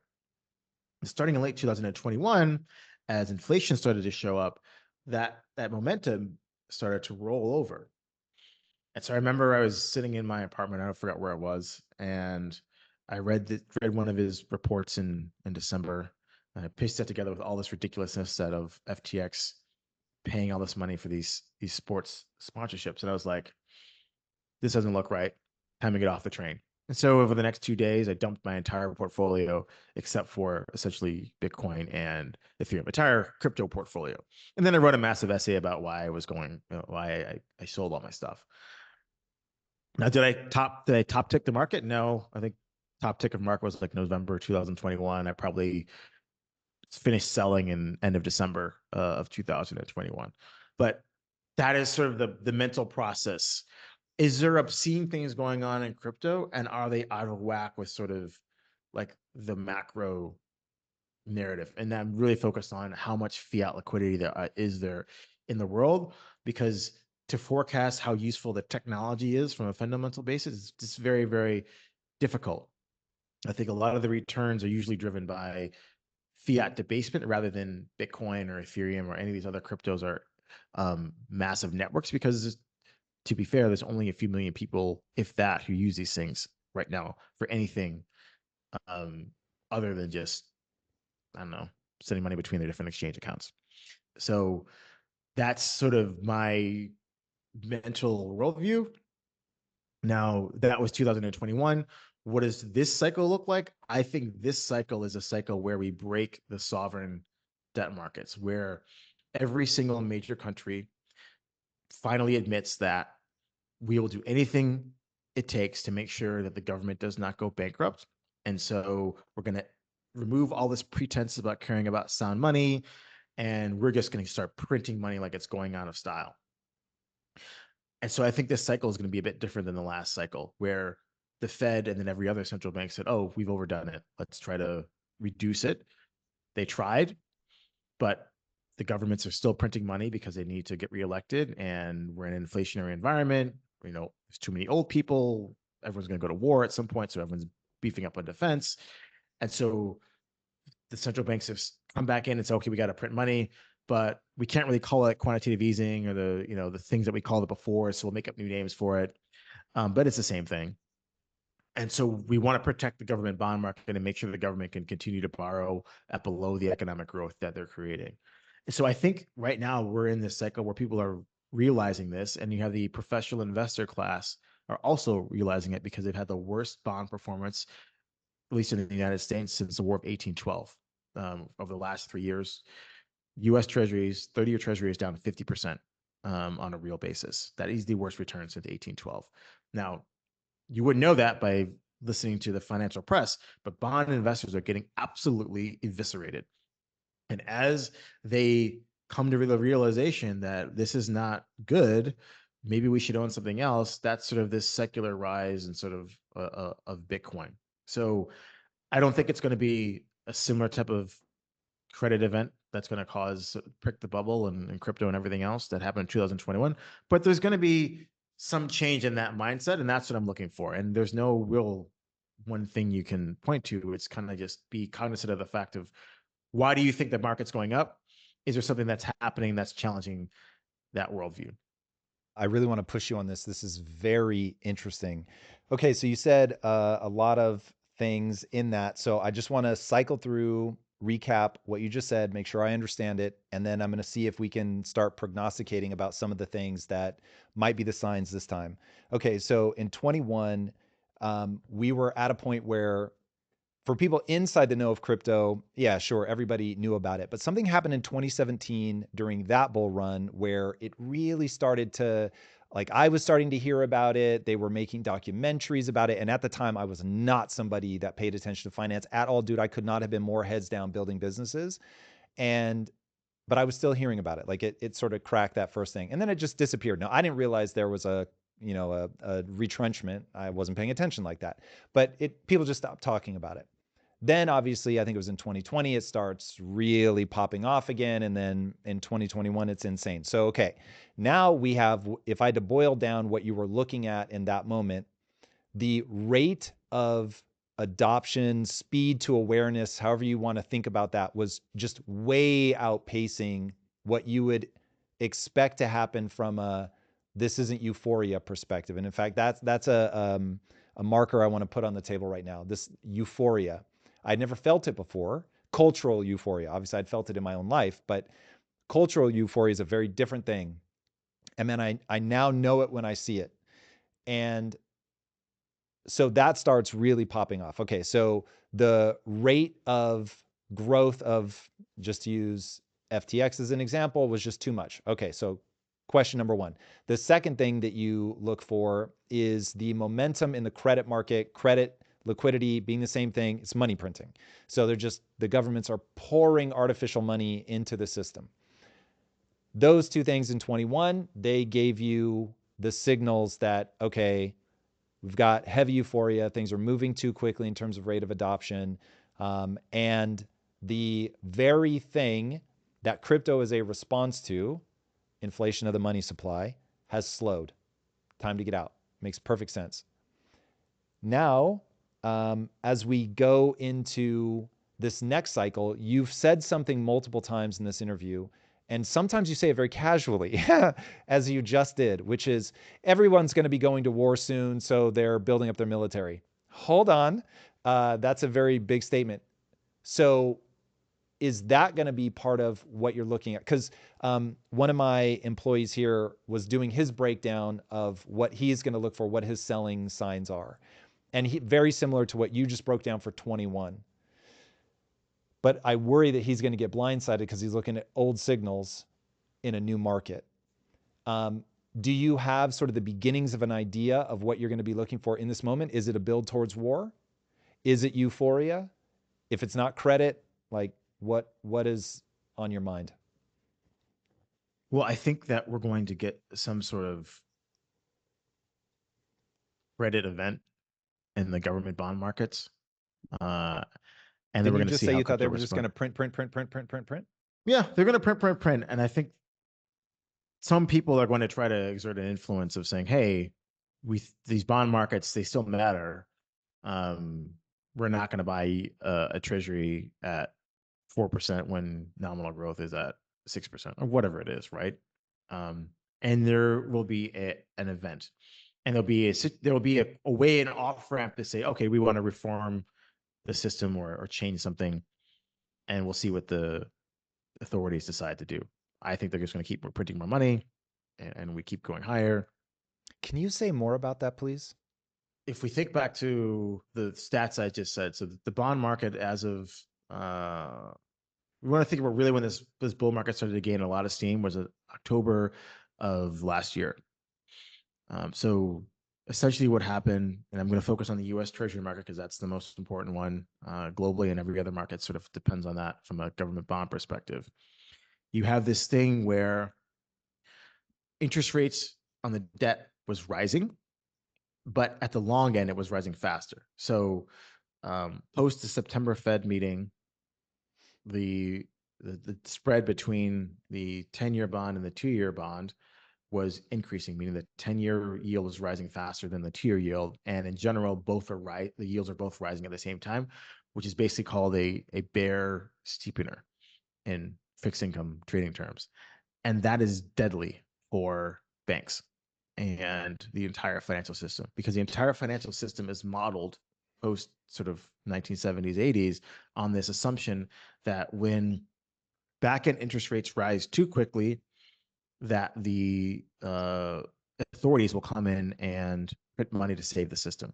Now, they did do it, so the market got it right. But in the meantime, all these financial institutions, in the way that their complex financial derivatives are structured, ignore this particular quadrant of the potential outcomes and thus have massive losses. And this is what we were seeing across the banking system. So if you looked at the, regional bank stock index or KBW index, which is all US banks, they're getting crushed going into late October of last year. And so what happened? The U.S. Treasury and Janet Yellen, she said, "Okay, I'm going to stave this market. I'm going to issue a bunch of short-term debt and take money out of the reverse repo program at the Fed, which is just this $2 trillion facility of cash just sitting there that's outside of the financial system." And she offered a higher rate on short-term Treasury bills to entice this money out, and which reflates the system, gives more credit money into the system, and that sort of helped fuel this bull run that started essentially on November 1st of 2023. So we're going to get another event like that, because if the Fed, the Treasury, and their other global central banks and fiscal governments, if they continue to do what they're doing, but say that on the one hand, we want to try to fight inflation by not printing money, we're going to get another situation like we got in the third quarter of last year, where the bond market says, hold on a second, what do you want to do? Do you want to safeguard the value of fiat currency, or do you want to make sure that the government is funded? And I don't know when that situation is going to happen. There's lots of tricks that they can pull, probably a little bit too mundane for this particular venue, if you really want to get into U.S. money markets. But there's going to be another situation like that. And you could see a general, risk off, meaning financial assets decline on that situation, on the fear that maybe this time they're not going to save the banks and print the money and, reflate the system. I don't think that's going to happen. I think they'll do the same thing they've done every single other time. But you could get a situation like that. But if I have to really think about what could stop this particular bull market, it's going to be something about the belief of institutions buying Bitcoin. So what's the narrative right now? You never sell, because the institutions like BlackRock and Fidelity, they have to buy all this Bitcoin because there's all this pent up demand from institutions who want to incorporate Bitcoin into their portfolios. And there's all these diamond hands out there who aren't going to sell their Bitcoin. So there's a very low supply of Bitcoin left to sell, which means the price goes asymptotic on the upside. Now, obviously, that can be true for a while, but it won't be true forever. And so at the point in time where we start to see a massive leveling off of the allocations of money into these products, then that narrative starts to shift, and people become less confident that there will be, a few $100 million of buying of Bitcoin every day from all these major ETF fund managers. And I think that might be the thing that I'll be looking for, which says, okay, whatever the price of Bitcoin is at that point, maybe it's time that I think about, at least for the other non-Bitcoin and Ethereum assets, getting out of all of those, right? And I have a very big venture capital portfolio of early stage crypto tokens that will need to be liquidated. And then on a more philosophical level, I have to think about, well, if Bitcoin has risen to such a high level relative to the energy that it represents, maybe I should own a power plant or a massive stake in ExxonMobil or something where I actually own the fundamental energy source and I got it at a very cheap price relative to the price of Bitcoin. And that's a way that I can take some chips off the table in Bitcoin terms. But what I probably won't be doing is selling Bitcoin or Ethereum for fiat, because I still think that the fiat system is fucked and I don't want to participate in that. But primary energy, if I can own those resources at a very attractive price, because Bitcoin and Ethereum and these other assets have been bid up to such an insane level, then that's probably something I should be doing. Okay, so to recap, the thing that I found really intriguing, because I've not heard this idea before, is that there's going to be an incident in the bond market. Now, what I took that to mean is that something is going to happen that will make the biggest buyers of bonds step back and say, we're not going to buy bonds anymore. And now the US government is in a really dark place. And I think it was you that said, Powell is just out there flexing. The person who's actually in control is Janet Yellen, because the Treasury can Correct. ultimately just tell them what to do. And because I think it was Powell that said, like, we can't keep doing this. We can't just keep printing. Yeah, he says it, but he has no power. He can't tell the federal government what to spend his money on. He's just the central bank. Yeah, it's interesting you say it like that. So am I right? Is that what you're saying, that people will say and enact, we are not going to keep buying bonds because your fiscal policy is irresponsible and it's causing strangeness in the bond market that makes it problematic for the reasons that you explained earlier. And that is, I mean, that's catastrophe for the Treasury, if I'm understanding this right. Exactly. Their number one job is to make sure that Janet Yellen's job is to fund the president in whatever he or she would like to do, right? If Biden wants to spend Through 10 trillion bonds. through bonds, so she must have a well-functioning U.S. Treasury market, and she will do whatever she can to make sure that is the case. And so, if it means changing the rules on the fly, or if it means co-opting the central bank to do what she needs to do, she will do that, or whoever is in her seat if he leaves after the Biden administration. So that's that person's job, and they will do that. And so when this really bad thing happens in the bond market, then we get to the final stage of essentially the sovereign bond bubble, which is, okay, let's stop fucking around. We will print money in whatever quantity is needed to keep the 10-year bond rate at X, whatever that is, right? They'll go full Japan. That's the end game. Then we get Bitcoin 1 million, 10 million, whatever. And then it's okay. At some point, we get off the train and like, okay, well, Bitcoin's great. It's gone to this insane value because they printed all this money. Is there a real asset, real energy producing asset that we should own that is more essential than Bitcoin? And I've gotten it at a great price because of how high Bitcoin has been bid to.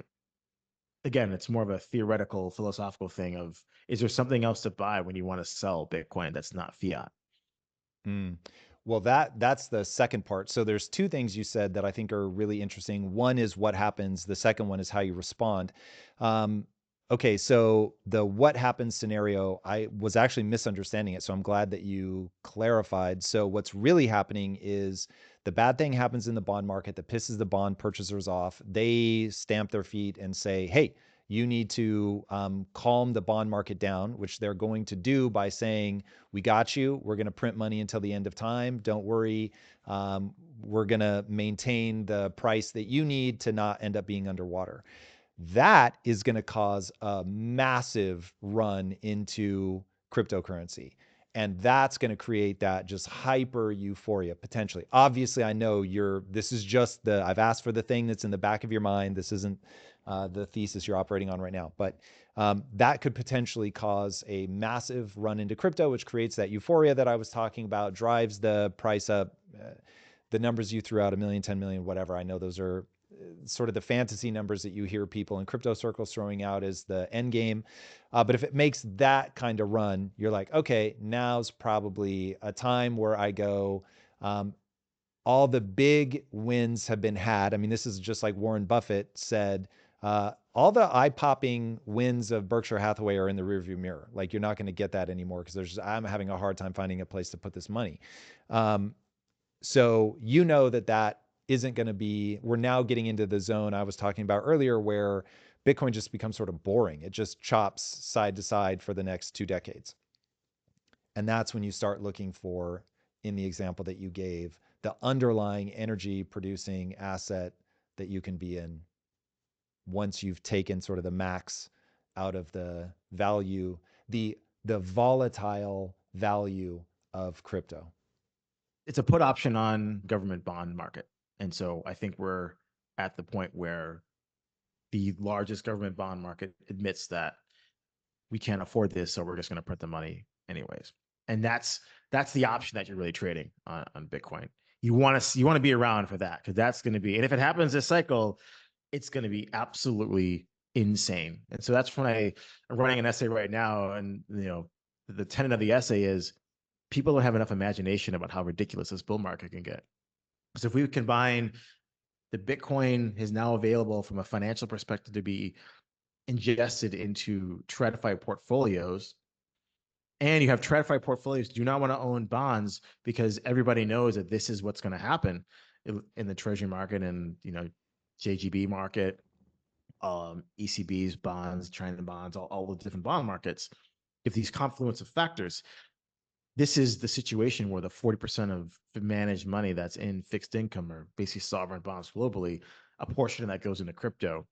And so you have a massive amount of fiat that can only go through a very, very small door. You just get insane price appreciation across the whole space. I don't think people appreciate that right now. They're like, oh, is Bitcoin at 70,000? Maybe I should take some out the table. No, you fucking shouldn't. This is a time, if this is the narrative that you were operating under when Bitcoin was 16,000, we haven't even gotten to that point yet. We've just started. This is just like the amuse bouche. It's not even the fucking entree yet. So we're just getting started in this thesis of the collapse in terms of, we have this one asset that's real. We have this whole fugazi financial system. For the first time in history, we have an ability to express a put option on these bonds in an easy digital fashion versus, going out and holding a vault of gold, which is quite difficult. So that is the insane bull market thesis that I've been operating under. We're marching towards that. I don't want to be underallocated if I'm right. If I'm wrong, we get, maybe Bitcoin goes to 100,000, 200,000, whatever it is. And okay, cool. Made a good chunk of money. We'll prepare for the next cycle because it's coming.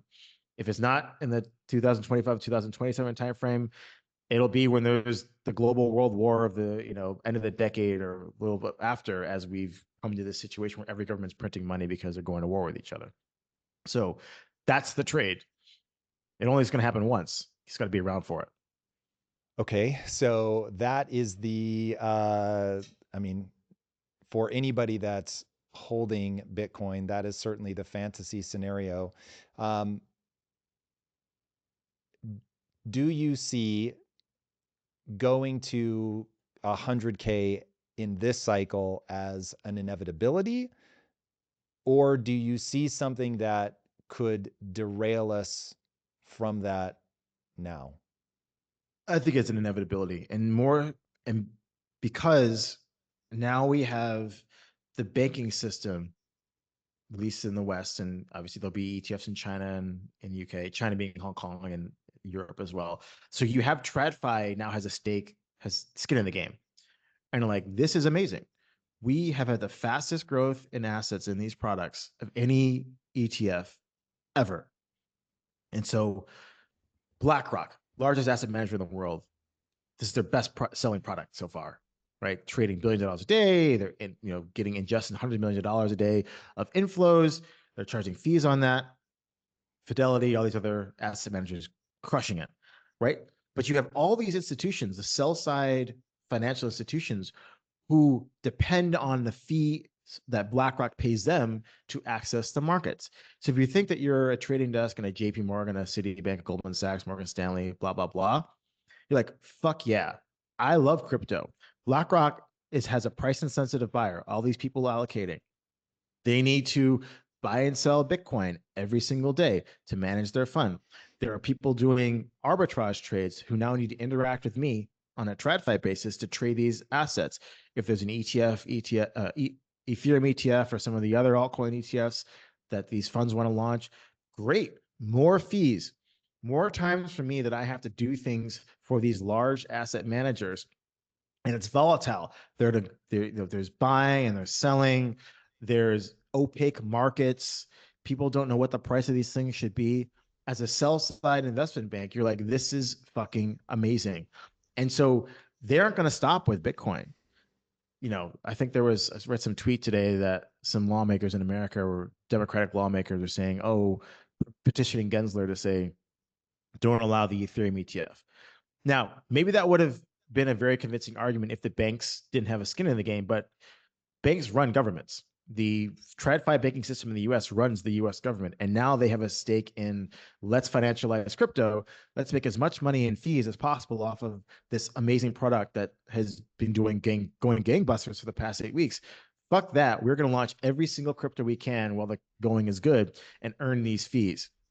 And so I think there's just going to be more capital coming into play as you have the TradFi financial ecosystem putting on a full court marketing press to convince people why, oh, yes, look at the US government. It's unsustainable. Jamie Dimon says this about every single quarterly report. And he said, the US government spending too much money. There will be a fiscal crisis. And now he has a way to directly profit off that, which is, oh, yeah, we have a Bitcoin ETF. Now I'm going to change my tune on Bitcoin. I'm going to safeguard the way for my clients to own Bitcoin. As long as you custody it with JP Morgan and you use a BlackRock product, it's all gravy because we're getting paid to do it. And so now you have the TradFi marketing machine out there saying it is safe to invest in crypto. Here's a product that you can do it. It's custodied by these big banks. Why wouldn't you own it? So we have interest aligned in terms of a price perspective for a very short period of time. So I think, again, we're just getting started. It's just Bitcoin. Why wouldn't you do more of it if it's so successful? An Ethereum ETF, a Solana ETF, every fucking crypto you can during the cycle. Do it. It's literally just paperwork, and watch the billions of dollars gush in. The fixed income market is however many, hundreds of trillions of dollars. Obviously, not all of that's going to go into crypto, but even a small portion of that says, I don't want to own government bonds because of all the things that we've talked about today. And now JP Morgan, my RIA is telling me that I can invest in this product and it's custodied at the bank. I don't have to worry about private keys. It fits into my investment mandate. Don't have to do any more forms. Fuck it. Let's go. I get to import this thing that is going to, on its face, solve the problem that I'm trying to escape, which is a government bond market that is not paying me what I should pay to take on this sort of risk. Hearing you talk, it really, there's something about the energy, the intensity around the bond market that's making me see the relationship between us, the buyers of bonds, and the government in a way that I never really thought about it. I always saw it as this is a place for me to put my money that's safe, that I'm going to get some sort of mild return. But when you start thinking about it in terms of, hey, you're asking me to fund the government and all the things that it's doing, you better pay me a worthwhile return in order to do that. This goes back to one of the things you were saying earlier. I don't remember what triggered this thought, but the thing I really want people to be able to do is just something super simple to put their money in, to not have to think about it, to get that return. But of course, that for some people to win, somebody else is going to lose. But gets very interesting with bonds, helping fund them grow, to grow the things that they're trying to spend the money on. Very intriguing. Let me ask you, what do you think happens with ETFs when the natural volatility of crypto kicks in? Like when I think about, okay, Bitcoin, yes, volatility, super strong narrative.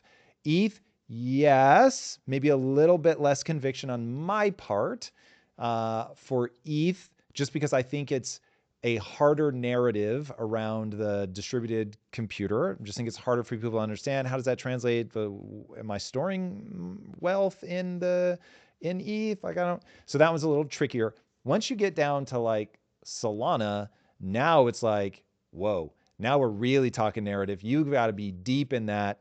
It becomes like, do you buy into the tribe? So that feels like it's really going to have volatility, which could be amazing briefly and then really traumatic. So how do you think ETFs will respond to that level of volatility? The banking system is saved by the central banks and the government squashing volatility and printing money to save them every time they fuck up. But at the same time, they essentially take all the fun out of markets. Nothing fucking moves anymore. Passive investing is destroying the banks because they can't earn any money because nothing moves. There's no dispersion. There's no difference between Tesla, Microsoft, and Nvidia, right? So why even invest in the stock market? Just put your money in your, in retirement account, check the box, and it just goes into, spies and queues. So if you think about a trading floor, and obviously have a lot of friends who work in trading, no one's getting paid like they used to because nothing's fucking moving. So now we have a new asset class.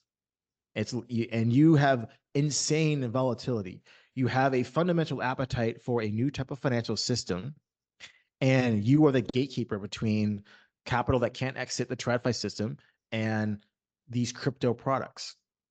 It's going to be amazing. You can write research reports for days. You have thousands of different things doing different people, characters saying they're going to do this, that, and the other thing. You have so much dispersion, so much volatility, so many things to talk about. You could call your client. Maybe it's Solana today. Maybe it's dog with hat tomorrow. Doesn't fucking matter. You have an ability as a salesperson to have a conversation with your client to solve their problem. Government bond markets aren't paying me.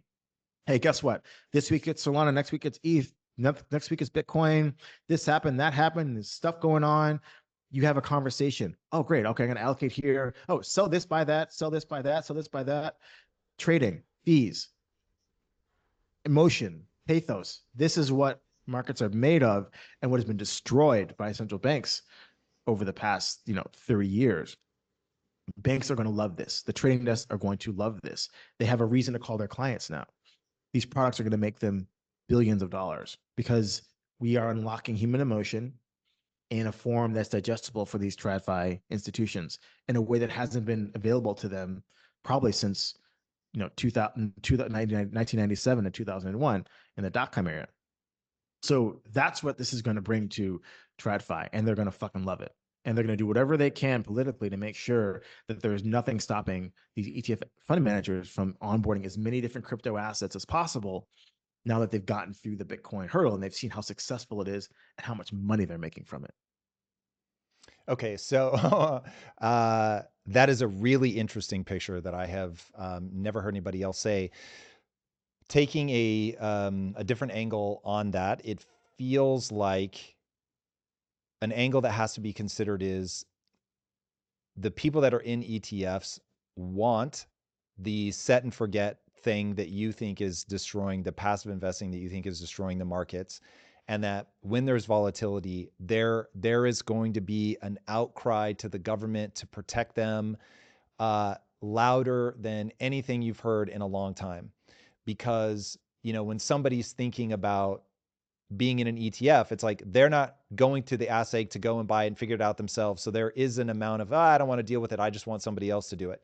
So two things are going to happen. One, volatility hits and a subset of people will freak the fuck out. And then it becomes a question of how does the government respond? I'm guessing with regulation. So that'll be interesting. And then the second thing is when you have people having a reason to call their clients, I worry that you get into the Wolf of Wall Street days of penny stocks and hyping people up and selling narrative.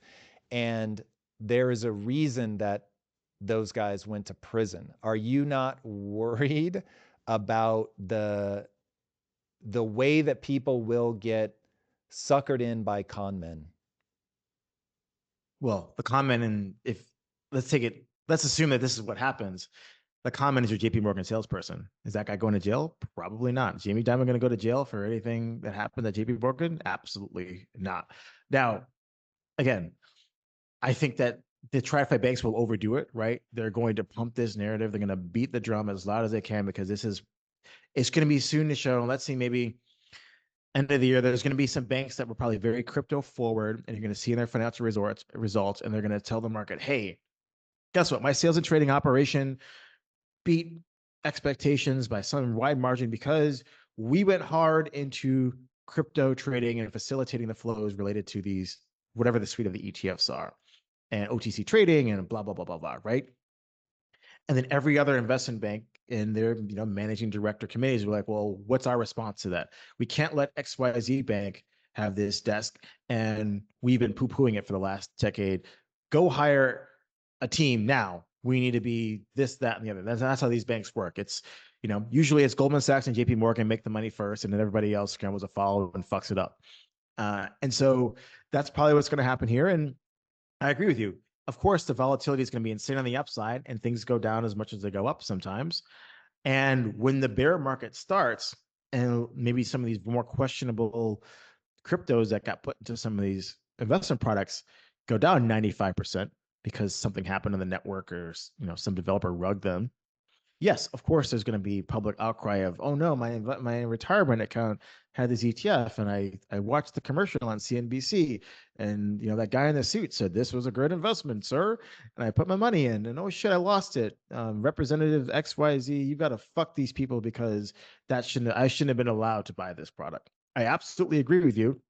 And the second that we start seeing that as a movement catching steam and the bank's ability to beat back that narrative, they can't forestall that. That's probably a sign that we've reached the peak saturation of like the institutions in crypto, and whatever the price is at the time, it might be time to take things off the table. So I hadn't thought of that before, but as you say that is probably another thing I'm going to keep in the back of my mind as a signpost of, okay, has it gotten so out of hand and losses started to creep in that the bank's political power to just ram things through has been checked a bit by some outraged small mom and pop investors? Yeah, so nothing, another thing that I said last time, but nothing is ever as good as you hope it will be, and nothing is ever as bad as you fear it will be. I have a feeling that a lot of this, like there's going to be just enough volatility in Bitcoin that it slows down the ETH ETFs. Then there's going to be enough volatility in ETH that people really stop to think, do we really want to do Solana? And then there'll be some scandal on one of those as, a bunch of people get sold a narrative right as it dips, and they, God forbid if they're doing it on margin, but they find themselves in trouble and they lose their money, get liquidated, whatever. And I have a feeling that will just slow things down. Like this sort of Wolf of Wall Street orgiastic picture that you were painting, while it got my blood pumping and I was excited. I wouldn't participate in that madness, but I could certainly see how that would be thrilling, because I think that volatility is a feature, not a bug, which was a weird realization for me, that I found myself moving towards volatility, not moving away, even though I would advise other people like, hey, you have to be really careful. It's so volatile. But I was like, wait a second, that's actually why I'm doing it, is because I have a thesis that I think will overcome the short-term volatility. But I want that. I want the opportunity to buy low so that there's ultimately the shot at selling high. Okay, so slow. I think the train wreck will happen so slowly that it might be more imperceptible than we think. How long can we print money before that bad thing happens in the bond market? And I'll set the table with Japan. As far as I know, they print money like fiends. Is there an obvious breaking point, or are we like at the 10% of what we can print mark, 90% of what we can print? So let's use two countries, and the big narrative, and this is sort of the Keynesian modern monetary theory MMT crowd, is the government. There's infinite capacity for the federal government to have debt. And the first example is, look at Japan. They have I don't know what the debt to GDP of at the government level is, like 300% or something. And look, this is perfectly fine. You go to Japan, everyone's nice, food's great, trains run on time, super safe, blah, blah, blah. What they don't understand is what Japan actually did. And there's a great report by Deutsche Bank, and I forgot what it is. And the label is Japan, the biggest carry trade ever run. So everyone always looks at the central government's debt to GDP and they say, oh, it's ridiculous. They forget that, they think Japan, if you've ever been to Japan and done any business there, you'll realize that Japan is a socialist country with capitalism that was hoisted on it. They're a very collectivist culture, and I'm not saying that in a negative way. That's just how they are. So you have to combine things that you otherwise wouldn't believe as one into one to get the real financial picture of Japan. So you have to look at, okay, yes, you have government debt. Then you have the corporate and private sector of Japan, the people of Japan. They own something like $3 trillion worth of assets around the world. Japan is probably the richest country in the world on sort of an aggregate basis, because what happened after the war? The US made Japan a colony for a bit, lent them a bunch of money, helped them get off their feet, and said, we're going to give you access to our market. Please sell us shit. The Japanese said, great, we're going to essentially subsume the individual and promote the collective. So everyone we're going to financially repress you, but we're going to make really, really good stuff. You're going to have a job for life. We'll pay for your education, healthcare, cheap transportation, good food, work really hard so that these major companies can sell great stuff to America. And that's what Japan did. They started with America, then it went to Europe, then it went to China and Southeast Asia. They are the largest holder of US treasuries, which is just the savings of the nation. Plus, they own in total about $3 trillion of just assets, mainly in the United States, but around the world with all their savings. So if you add that back to their debt, and then you add back the private savings of people, which is estimated of like $5 trillion of just money on just sitting in bank accounts of the Japanese people because they haven't spent anything for the past 30 fucking years because of the deflation that they've been having. You get a much different picture. You get a debt to GDP of around like 100%, something much different. So Japan can print all this money because it owns the fucking world. They're not that broke. And so people say, oh, Japan just prints a bunch of money. It's okay. Yeah, it's okay because they were extremely productive. They had a captive market in that the richest country in the world, from a GDP perspective, America, they could freely sell anything they wanted into America. And that's how they got so wealthy. So that's a Japan example on the why it doesn't really work. Then you get to China. China says we're completely state socialist. Again, not saying that in a bad way. The central government owns essentially all the most productive companies. And we are going to debt finance our way out of the poverty of the 1949 to 1980s, right? Massive transformation in the society. And there wasn't an infrastructure project that China didn't love. And they've run up with something like a 300% debt to GDP. They built all this stuff. Now, if you believe that debt, you can print as much debt as you want, then why isn't China responding to this property bubble by printing as much money as they can and just doing the same thing they did for the past 20 years? Because they've reached the capacity of the amount of debt. They know that the more debt I spend, I produce no value, and I just make the problem bigger. I create more angst amongst the population. I create more desire for people not to have children. I create a declining population because people, you know, cannot make ends meet because I've just overproduced and there's just not enough real return there. So there is an internal capacity. So there, China and Japan are probably the two examples that prove the point that I'm trying to make, which is there is a capacity limit for debt. It's not some number that we know once you go higher than this that things automatically happen. There's a paper by Ken Rogoff, I forgot what it is, and he did a study, and basically the study was that once you get above about 130% debt to GDP on a government level, then you're assumed to have a financial crisis sometime in the near future. Now, again, you can't put a time frame on it. The US is around 130, 140%. So it's on that path to doing so. Does it have capacity to load itself up with a lot more debt? Absolutely. China's at 300% GDP, right? So you can go that far, or even farther maybe. But again, then you start to have the decaying society. You get to have this moral angst that is amongst the population who feel it. They can't put their finger on why they don't feel confident or why they feel angry. But the reason is that the government has, again, taken away their dignity by fucking up the monetary supply. So again, I don't know what that number is. We're in the territory where something could happen. And so my thought is, as an investor, I want to be long that volatility by being long a put option on the sovereign bond market, which is crypto.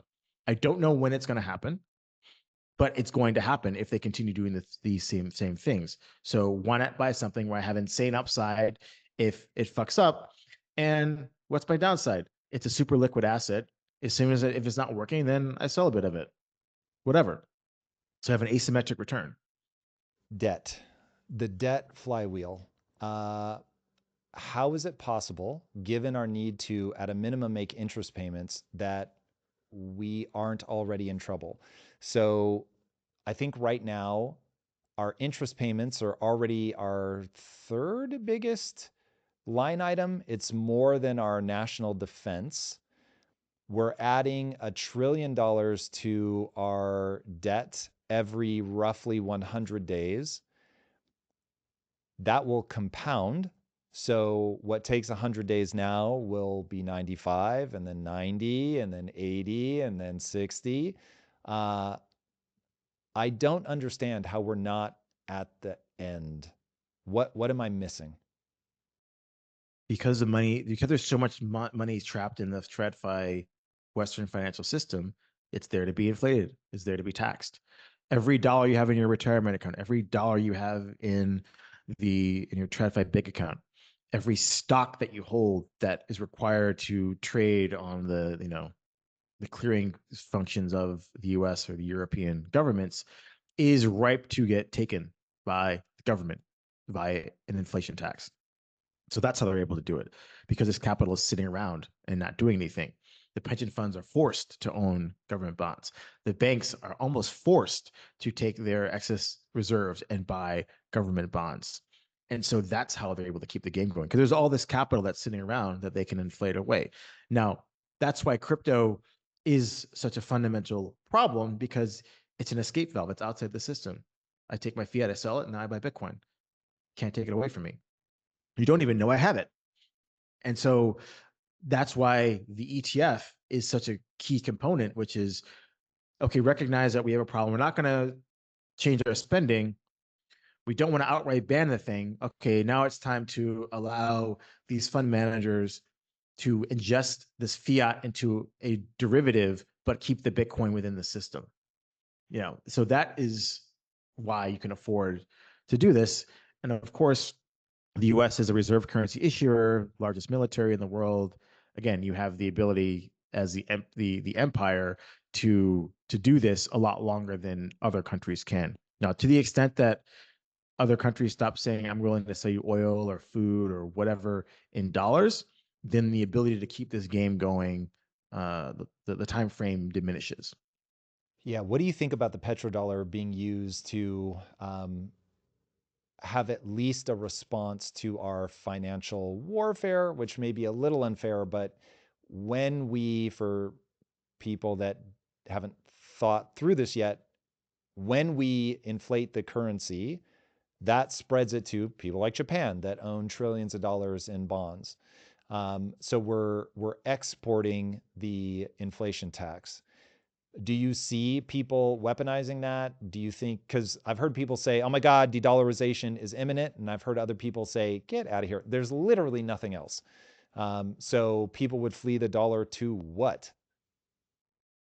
So I think that they're missing the point. So de-dollarization started in 2008 when the U.S. authorities decided that they're going to save the banking system by this massive money printing. And if you look at the charts and you take a look at amount of gold that foreign central banks started buying, with the nadir was in 2008. Now it's ticking up. Similarly, for the effect of foreign central banks on buying U.S. Treasuries, the height 2008. Now it's tapering off. So de-dollarization is happening slowly at the margins. The Roman Empire, the British Empire, these empires didn't fall like overnight. It's not like overnight you just stop using these currencies. It's a slow process. It happens at the margins. We're already seeing it in 2023. 20% of all oil sales were in a currency other than the US dollar, highest ever. So the petrodollar is breaking down slowly at the margin. Of course, the Western world and the US major allies are going to continue using the dollar, whether China, Saudi Arabia, or whoever uses it or not. That's not the question. The point of for an investor and trying to save is, okay, align myself with the trend, but don't get blown out of water if it takes a long time. If de-dollarization is a trend, if the trend is to have a multipolar situation of currencies being used, what do I know that central banks and countries have used in the past to trade between themselves to settle debts and trade flows? Gold. Okay, that's why I own gold. I own gold because I know the countries who are not going to use the dollar to settle their trade imbalances will use gold and are using more gold. I want to be alongside that trade. Okay, well, what about the people? The people don't want to continue to be fucked over by inflation, whether they're rich or poor. Here's a global decentralized digital system that anyone, rich or poor, can access. Okay, I want that system too. Another put option on the current order of things. And again, I think people try to get moralistic about it, like right or wrong, like I believe America's good or bad. It doesn't matter. All I'm saying is we're going to change, and I want to be long the change. And I don't know what it's going to happen in the future. I just know it won't be like it was yesterday. Is there anything right now that is a plausible replacement for the dollar? Is it um, BRICS, I know, is trying to back their currency with gold. I think central banks are buying up gold. Is it a return to a gold standard? Is there another governmental currency that has more respectability, less inflation? I would say that, in my view, the most likely outcome is that countries will continue to use the dollar or whatever currency is to trade amongst each other. So let's say that you know, I have some oil but I also import food. So if I sell more oil than food I need to import, I say, okay, don't pay me the difference in dollars, pay me in gold. But I can still invoice my oil in dollars or whatever, depending on who's buying it. So I don't think there's going to be one particular global reserve currency. I think there'll be different economic spheres, and the trade between those economic spheres, the nets of that trade, will be settled in gold. Interesting. Okay. Are you surprised at all that gold does not go up in a similar fashion to Bitcoin? No, because gold is different. It's bigger door. Um, it's not digital. It's not the new thing. The drivers of gold are very, very slow and methodical central bank purchases. The crazy volatility in gold will be when, let's say that, the U.S. government wants to help the situation. They devalue the dollar in gold and say, okay, I think the gold on the Fed's balance sheet is held at $35 an ounce, same price it's been since 1970s, right? They say now our gold on the Fed balance sheet is valued at $10,000 an ounce, which is basically them devaluing the dollar. Gold shoots up massively, and now all of a sudden, a lot of these financial problems go away because the Fed has so much gold, they're valuing it at a certain price, and now the dollar is seen as a stronger currency. So that's a situation that could happen, which would massively one-off increase the price of gold by 3 to 5x. And other countries could do the same thing, who hold gold at an artificially low value, but could revalue it higher on their own balance sheets. So that is probably the gold bull market scenario that that's why I own the thing. That's the optionality that I'm playing, is a revaluation by central banks to make their currency seem stronger in gold terms. Hmm. I've never heard that before. What would trigger that? Oh, a war, budget crisis. I mean, the same things that, the government's done in the past, right? When the gold window closed, I think the FDR um, depreciated the dollar in gold terms by like 80% overnight or whatever it was. But obviously, you couldn't own gold as a person. He did it after that. He said, okay, I'm going to take all your gold. Now I got all your fucking gold. Guess what? The gold is worth way more dollars now. Sorry. So I think that's a sort of a situation that could occur. Okay, let me see if I understand this. I don't understand this. Why would you want to make gold more expensive? What do you plan to do with that? Buy more gold? Buy more dollars? Like, what are you doing? No, you already have a bunch of gold. So at least the US is a very stark example. The US Federal Yes. Reserve has however many metric tons of gold, a lot of it. It's held at, I think it's $35 an ounce or whatever that price is, a very low value. Gold right now is valued at But are however they many. artificially holding that price down? They're not holding it. Or They're is that saying this is what we value gold at. So our balance sheet. If you think about what's a dollar worth, it's worth the assets that they hold. What's the only real asset that the federal government has in a monetary sense? It's gold. How much gold do okay? you have? What do you value it at? So US being the reserve currency issuer could say overnight, we think that gold is worth $20,000 an ounce. And guess what we have? I don't know how much they have, and so all of a sudden I was like, oh shit, they've just devalued the dollar in gold terms, but they own a bunch of gold. So now the dollar, instead of being a US Treasury backed currency, and the US Treasuries are trash because of all this spending, it's now a gold backed currency. And guess what? They've got a lot of gold and it's worth $20,000 an ounce. So hold on. Sorry. My brain is just too small for this, but I really want to understand this. So are you saying that they are repegging the dollar to gold in this scenario? Yes, well, there wouldn't be a peg per se. It's what do you think a dollar is worth, right? If you believe in this de-dollarization thing and that country's saying I don't want to hold the dollar because it's inflating away, it has no value, it has no assets backing it. That I don't believe in the U.S. Treasuries. Well, then the federal government and the Fed could say, oh, actually, guess what? We've got all this gold. It used to be worth this. Now it's worth that.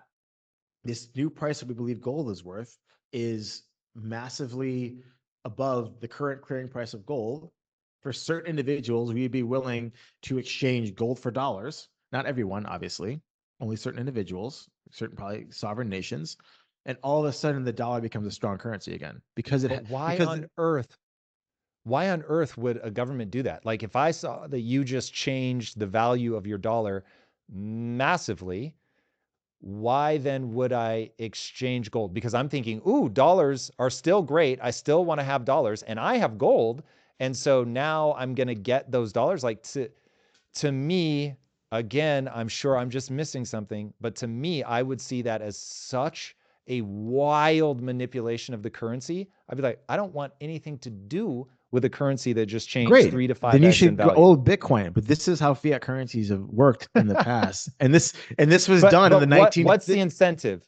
Is it Because that you the have to devalue person? the currency. The U.S. needs a weaker currency. A weaker currency helps you sell your I exports. get our Weaker. incentive, but something is only worth what someone else is willing to pay. Why is someone else willing to trade their gold for dollars in that scenario? Obviously, someone is, or they wouldn't do it.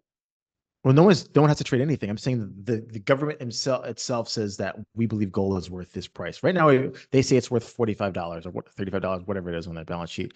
Now it's worth. We will exchange gold at this price, way up here, and they're able to do that because they own a fuck ton of gold. If you didn't own a lot of gold, then I would agree with you. Why would you do that? This is more of a way to engender a belief that the dollar has a large gold value. Well, okay, here's what we value gold at on our balance sheet. And we're able to do this because we're the central bank and you can exchange gold at this price now. It's much higher than the price that it is around the world. Now, that only works if you have a lot of gold. US has a lot of gold, China has a lot of gold, Russia has a lot of gold. So there is a thinking out there that any number one of these countries that have been accumulating a lot of gold could say, our currency is very strong. Guess what? We're willing to bid for gold at this high price. Therefore, sell me oil in my currency because you know that you're going to get gold at a very attractive price because this is what it's worth. Sell me medicine, sell me wheat, whatever it is. So it's a confidence game amongst other issues, other trading partners to say my currency is worth a lot of gold because gold has historically been the real currency of the world, not these fiat things. Man, again, so that seems false. What you're saying is my gold is worth a lot of currency. My currency is worth a tiny bit of gold. If my currency used to be $35 buys you an ounce of gold, and now it's $1,000 buys you an ounce of gold, the gold got expensive. The currency devalued in its purchasing power. Anyway, But I also have the a currency audience is debt probably though. tearing their hair out right now. Say that again. But I also have trillions of dollars of debt. So now my currency is devalued in gold terms, but I owe a fixed amount of debt, right? So the reason why, another reason why you devalue your currency is, well, I owe a lot of it. I owe a lot of it, and now it's worth less. I've decided it's worth less, so I can pay you back. But you're getting paid back in depreciated dollars. Now, obviously, going forward, people who trade going forward have a different deal than people who have traded stuff in the past. So again, yeah, I agree with you. It's a fucked up way to treat people who invested in your bonds. But again, it's another option that you can use as a sovereign country is devaluing your currency in gold terms to pay back an unsustainable debt load. If you don't want to outright default by saying, I'm just not going to pay you back. Instead of saying that, you're saying, okay, I'll devalue in gold. I'm going to say, psych, it's worth like 1/10 of what you thought it was worth. That's crazy. I can't believe that they can do that. Insane. Okay, let's talk about all the liabilities since we're on the subject. Do you think that the US, so going back to this idea of Argentina comes in, they slash spending, For the US to get back on track, they would have to slash spending. Social Security is basically a pyramid scheme. Would they be wise to lop off Social Security? And could you see that actually happening with any sort of political plausibility? In the United States, given that boomers are more politically active, I would say that it would probably be a death sentence for most politicians to try to take away those health benefits.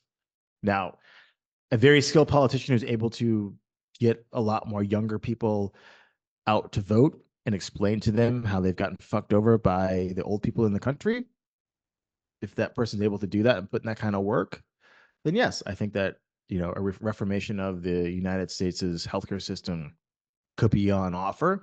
But if you're not willing to put in that sort of political work to re-energize the younger constituents, there's no fucking way you'll be able to do it. Did you see the video that Ben Shapiro posted about retirement and Social Security? No. It's very interesting, lighting the internet on fire. And he basically said, look, Social Security is not going to play out the way that you think. You're probably not going to be able to reap the benefits. Not with people retiring as early as they are. You should, look at pushing retirement back or removing retirement altogether. If you look at managing a fiscally responsible country, is that an option on the table for you, or do you think that there are better ways to get that done? Absolutely, you should remove.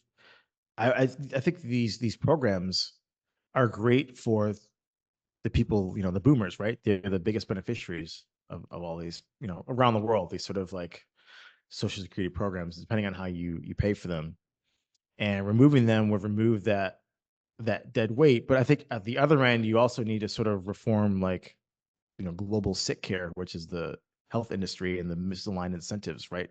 People shouldn't be dying the way they're dying based on the shitty food that we eat and the overprescribed medicines. There shouldn't be, and that's why people think, oh, I need to have this health care because everybody gets sick. Why does everyone get sick? Because we eat fucking processed food and all this dog shit that's put out to us as healthy.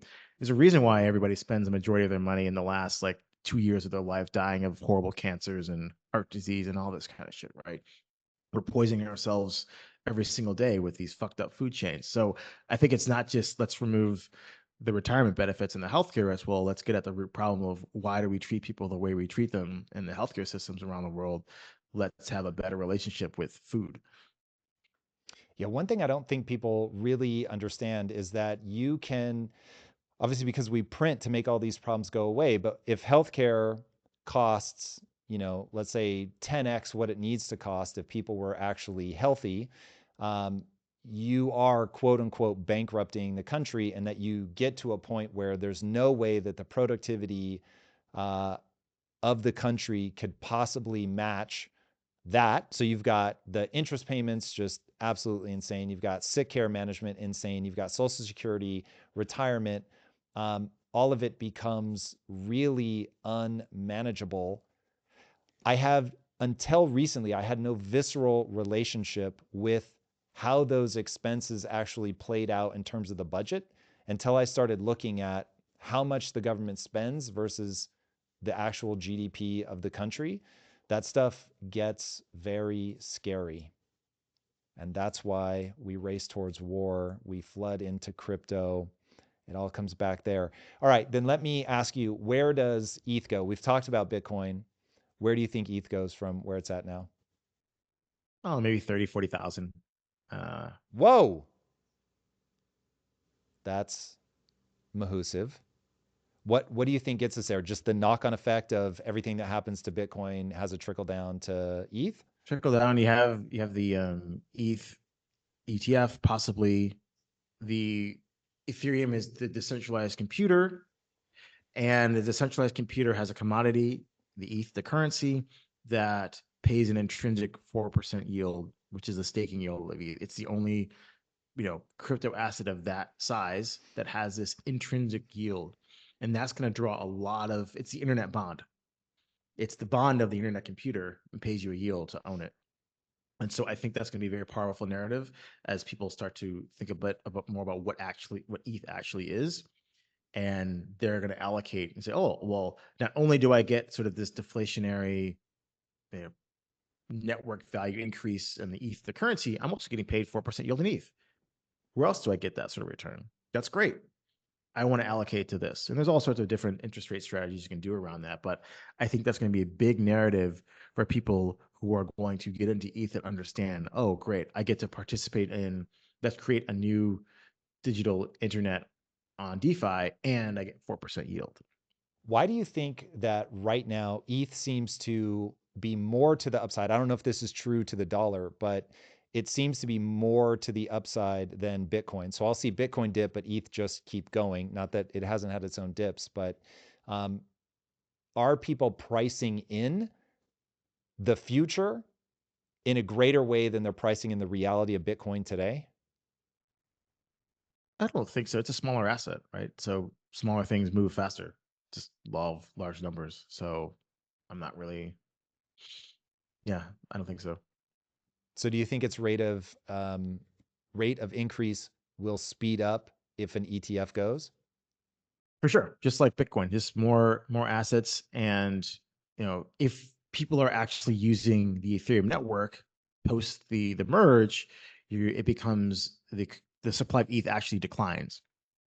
So there's less ETH available the more people use the thing. So if we believe in DeFi and the network activity grows in DeFi because more people know about it, they want to experiment, then not only the total supply of ETH declines, and then you have the ETF, taking ETH out of circulation as well. So you get sort of a double whammy effect on sort of the price and the upside.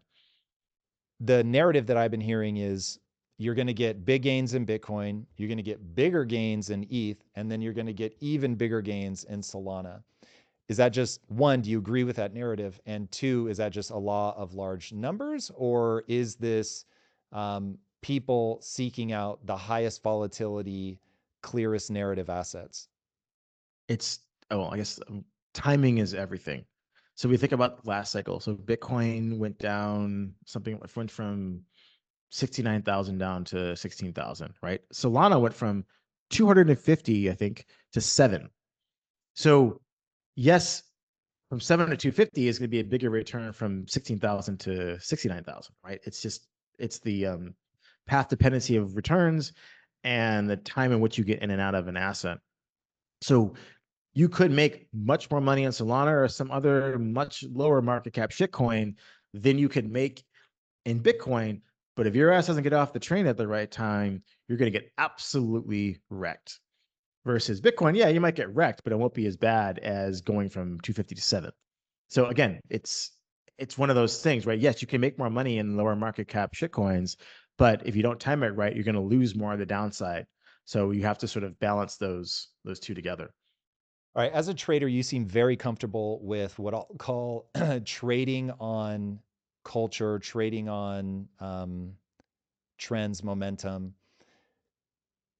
Because when I talk to people about why I'm a believer in Bitcoin, why I'm a believer in Ethereum, I can say very robustly that I have a thesis around where the world is going, and those are going to be long-term adoptions. They're not fugazi, as you have said about other things, including the TradFi system. There's just something really intrinsic about them. Now, there's a flaw in the Bitcoin thing if it can't, whether it's ordinals or whatever, whether it can't become another thing, which it has that sort of looming specter. But that narrative, digital gold, it being the store of value, makes sense. Ethereum, world's computer, it's a bond in the distributed world's computer. Cool, those make sense. Beyond that, when you get into NFTs, maybe Solana, although if they can speak to maybe gaming, Web3 gaming or something like that, then there could really be a core thing there. But I have a feeling that's not why you're trading on it, that this is really just about, people get hyped about a thing. I'm able to read the tea leaves. I see what they're getting hyped about. I know the signs to get on the train. I know the signs to get off the train, and I trade on that. Is that an accurate assessment? Yeah, so I believe that I have at least for the assets that I have large in my portfolio, I have a fundamental understanding of like what they are, what they're not, and I can trade on the narrative and know when the narrative gets out of whack with what they fundamentally are, then maybe it's time for me to step off.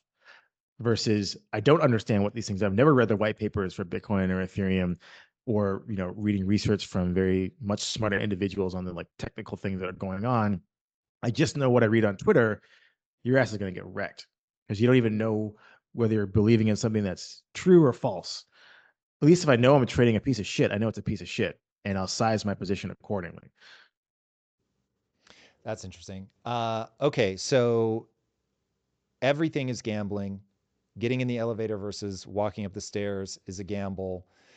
I think that people would do well to conceptualize all of investing to an extent as a gamble. Know where your breakpoints are. Know what your risk comfort is. Make your decisions accordingly. Dude, every time I get to spend with you is absolutely amazing. Where can people follow along on your insane journey? So on X at Crypto Haze, I have a Medium as well, Crypto Haze, and a Substack, Crypto Haze as well. So I write long form articles. I hope that you can stomach a half an hour read. I think it's some interesting information, or you can read my bite-sized information on X. I love it. Everybody, if you haven't already, be sure to subscribe. And until next time, my friends, be legendary. Take care. Peace. If you like this conversation, check out this episode to learn more. You are being slaughtered and you don't realize it. There could be a dollar crisis. They're debasing the currency by 15% a year. I mean, it is inevitable that it's going to happen. I'm not saying everybody is wrong. I'm saying that people that believe in Bitcoin are wrong.